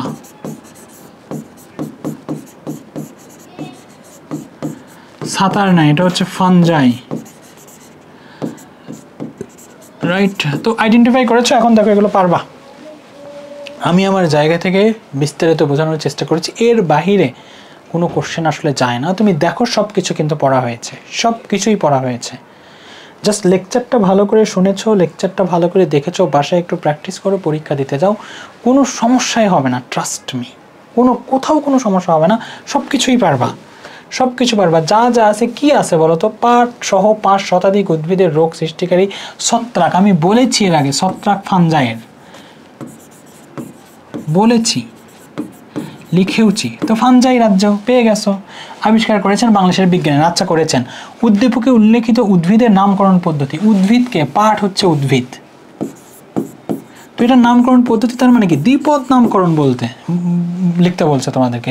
উদ্দীপকে উল্লেখিত জীব দুটির মধ্যে বৈশিষ্ট্যগত দিক থেকে। উদ্ভিদ প্ল্যান্টি, আর তো ভালো লাগছে না। আর ছত্রাক ফানজাই, এদের বৈশিষ্ট্য আলোচনা করবা, এদের পার্থক্য আলোচনা করবা, কার কোনটা আছে কার কোনটা নেই। ওই বৈশিষ্ট্যগুলো লিখে দিলেই হবে, আর কিছু না। ক্লিয়ার? সব একই রকম সব। রূপা গ্রামের বাড়িতে গিয়ে পুকুর পাড়ে বেশ কিছু সাদা সাদা ছাতার মতো অংশ দেখলো। নাও ফানজাই, ফানজাই দেখতে পেলেও পুকুর পাড়ে বেশ কিছু সতেজ নারিকেল গাছও রয়েছে। আরে নারিকেল গাছ রে, প্ল্যান্টি রে, প্ল্যান্টি করো। রাজ্যের মানে কি বলেছে? ছাতার মতো অংশটি রাজ্যগত বৈশিষ্ট্য, মানে ওই রাজ্যের, ফানজাই রাজ্যের বৈশিষ্ট্য লেখো। নারিকেল গাছগুলো সতেজতার কারণ বিশ্লেষণ করো। সতেজতার কারণ কি? এই নারকেল গাছটা কেন সতেজ? কারণ পুকুর পাড়ে ছিল। কোথায় ছিল? পুকুরের পাড়ে ছিল নারকেল গাছ। ও মূল দিয়ে পানি শোষণ করছে, সেই পানিটা পাতায় পাঠাচ্ছে, তাই সতেজ আছে। এখন পাতায় পাঠাচ্ছে, এটা তো এই অধ্যায়ের প্রশ্নই না। এটা হচ্ছে জীবে পরিবহন যেটা রয়েছে সেখানে প্রশ্ন, যে পরিচক্র, কর্টেক্সের পরিচক্র, তারপর জাইলেমে যাচ্ছে, জাইলেম থেকে পানি পাতায় যাচ্ছে, এই জাতীয় জিনিস আলোচনা করলেই, যেহেতু পাতায় প্রচুর পরিমাণ পানি যাচ্ছে, আর যেহেতু নারকেল গাছটা পুকুর পাড়ে রয়েছে, প্রচুর পরিমাণ পানি পাচ্ছে, তাই পাতা সব সজীব আছে। লাস্ট, কাঁঠাল গাছের একটি বহুকোষী জীব। কাঁঠাল গাছ একটা বহুকোষী জীব, এর বৈজ্ঞানিক নাম আর্টোকার্পাস হেটেরোফাইলাস। অপরদিকে এককোষী জীব হওয়া সত্ত্বেও ব্যাকটেরিয়া কাঁঠালের পচন ধরতে পারে। ব্যাকটেরিয়া, মনেরা। কাঁঠাল গাছ প্ল্যান্টি, আর কত, রাইট? এককোষী জীবটির রাজ্যগত বৈশিষ্ট্য। এককোষী জীব কে ছিল রে? মনেরা ছিল, ব্যাকটেরিয়া ছিল। তো ব্যাকটেরিয়ার বৈশিষ্ট্য, মনেরার বৈশিষ্ট্যগুলো লেখো তুমি। মনেরাতে যে যে বৈশিষ্ট্য ছিল সেগুলো লিখে ফেলবে, হয়ে গেল। উল্লেখিত নামকরণের কিছু সুনির্দিষ্ট নীতিমালা রয়েছে। উল্লেখিত নামকরণ, এই যে আর্টোকার্পাস হেটেরোফাইলাস একটা উল্লেখিত নামকরণ, এখানে এর কিছু নিয়ম রয়েছে। দ্বিপদ নামকরণ কিভাবে করা হয়েছে সেটা তোমাকে লিখতে বলেছে। ক্লাসটা 1.5 ঘন্টায় আমার শেষ করার ইচ্ছা ছিল, আমি 1.5 ঘন্টায় শেষ করেছি। কারণ আমি ক্লাসটা বেশি লেন্থি করবো না, কারণ তোমাদের তো পড়াশোনা করতে হবে না। আমি তো 2.5 ঘন্টা 3 ঘন্টা ধরে একটা লেকচার দিই, তো খুব সমস্যা রে ভাই, তো পড়তে তো পারবা না। সুতরাং 1.5 ঘন্টার একটা lecture, compact class, CQ MCQ সবই আছে। এখন একটু জ্ঞানমূলক অনুধাবনমূলক ওগুলো একটু দেখো, আর এগুলো গাইডে কিভাবে লিখেছে একবার পড়ো, ব্যাস হয়ে যাবে। প্রথম কথা যে আইডেন্টিফাই যদি তুমি করতে পারো এবং ওইটা নিয়ে যদি তুমি কোনো কিছু লিখতে পারো, ওই রাজ্যের বৈশিষ্ট্যগুলোই যদি তুমি দিতে পারো, তাহলেই তুমি এমনিতেই 90 আপ করবে নাম্বার। যদি বই থেকে আরও সুন্দর করে গাইডটা পড়ে তাদের মতো করে একটু বড় করে লিখতে পারো, তখন সেটা 99 100 হয়ে যায়। তোমাকে এখন যা পড়ানো হয়েছে এটা 90 ক্রস করবে। যা যা পড়িয়েছি, যেভাবে রাজ্যের বৈশিষ্ট্যগুলো বলেছি, তুমি যদি এভাবে লিখে দিতে পারো 90 ক্রস করো, 91 92 এর উপরে যাবে না। কিন্তু যদি তুমি গাইডটা পড়ো সুন্দর করে, তারা যেভাবে লিখেছে, তাদের অ্যাপ্রোচটা বোঝানোর যেমন, সেইভাবে তাদের কথাগুলো যদি আরও একটু, আমার কথাগুলো আরও একটু বাড়িয়ে তাদের কথাগুলো যুক্ত করে যদি লিখতে পারো, তো ডেফিনেটলি 99 to 100 মার্কস আসে। তোমাদের কাছে মনে হতে পারে কই চ্যালেঞ্জ করো আমাকে, আমি দেখাচ্ছি আমার কিছু স্টুডেন্ট 100 প্রাপ্ত, করো কমেন্টে চ্যালেঞ্জ, আমি দেখাচ্ছি 100 পেয়েছে কিনা আমার স্টুডেন্ট। ক্লিয়ার? ঠিক আছে, ভালো থেকো। তোমাদের নেক্সট ক্লাস শুরু হবে 10টা 20-এ। ক্লিয়ার? আর একটা ক্লাস আছে, কিন্তু আর একটা ক্লাস শুরু হবে 10টা 20-এ। ওকে, ঠিক না? একটু ব্রেক থাক, 10টা 20 বা 10টা 25-এর মধ্যে আমি চলে আসবো ক্লাসে। টাটা।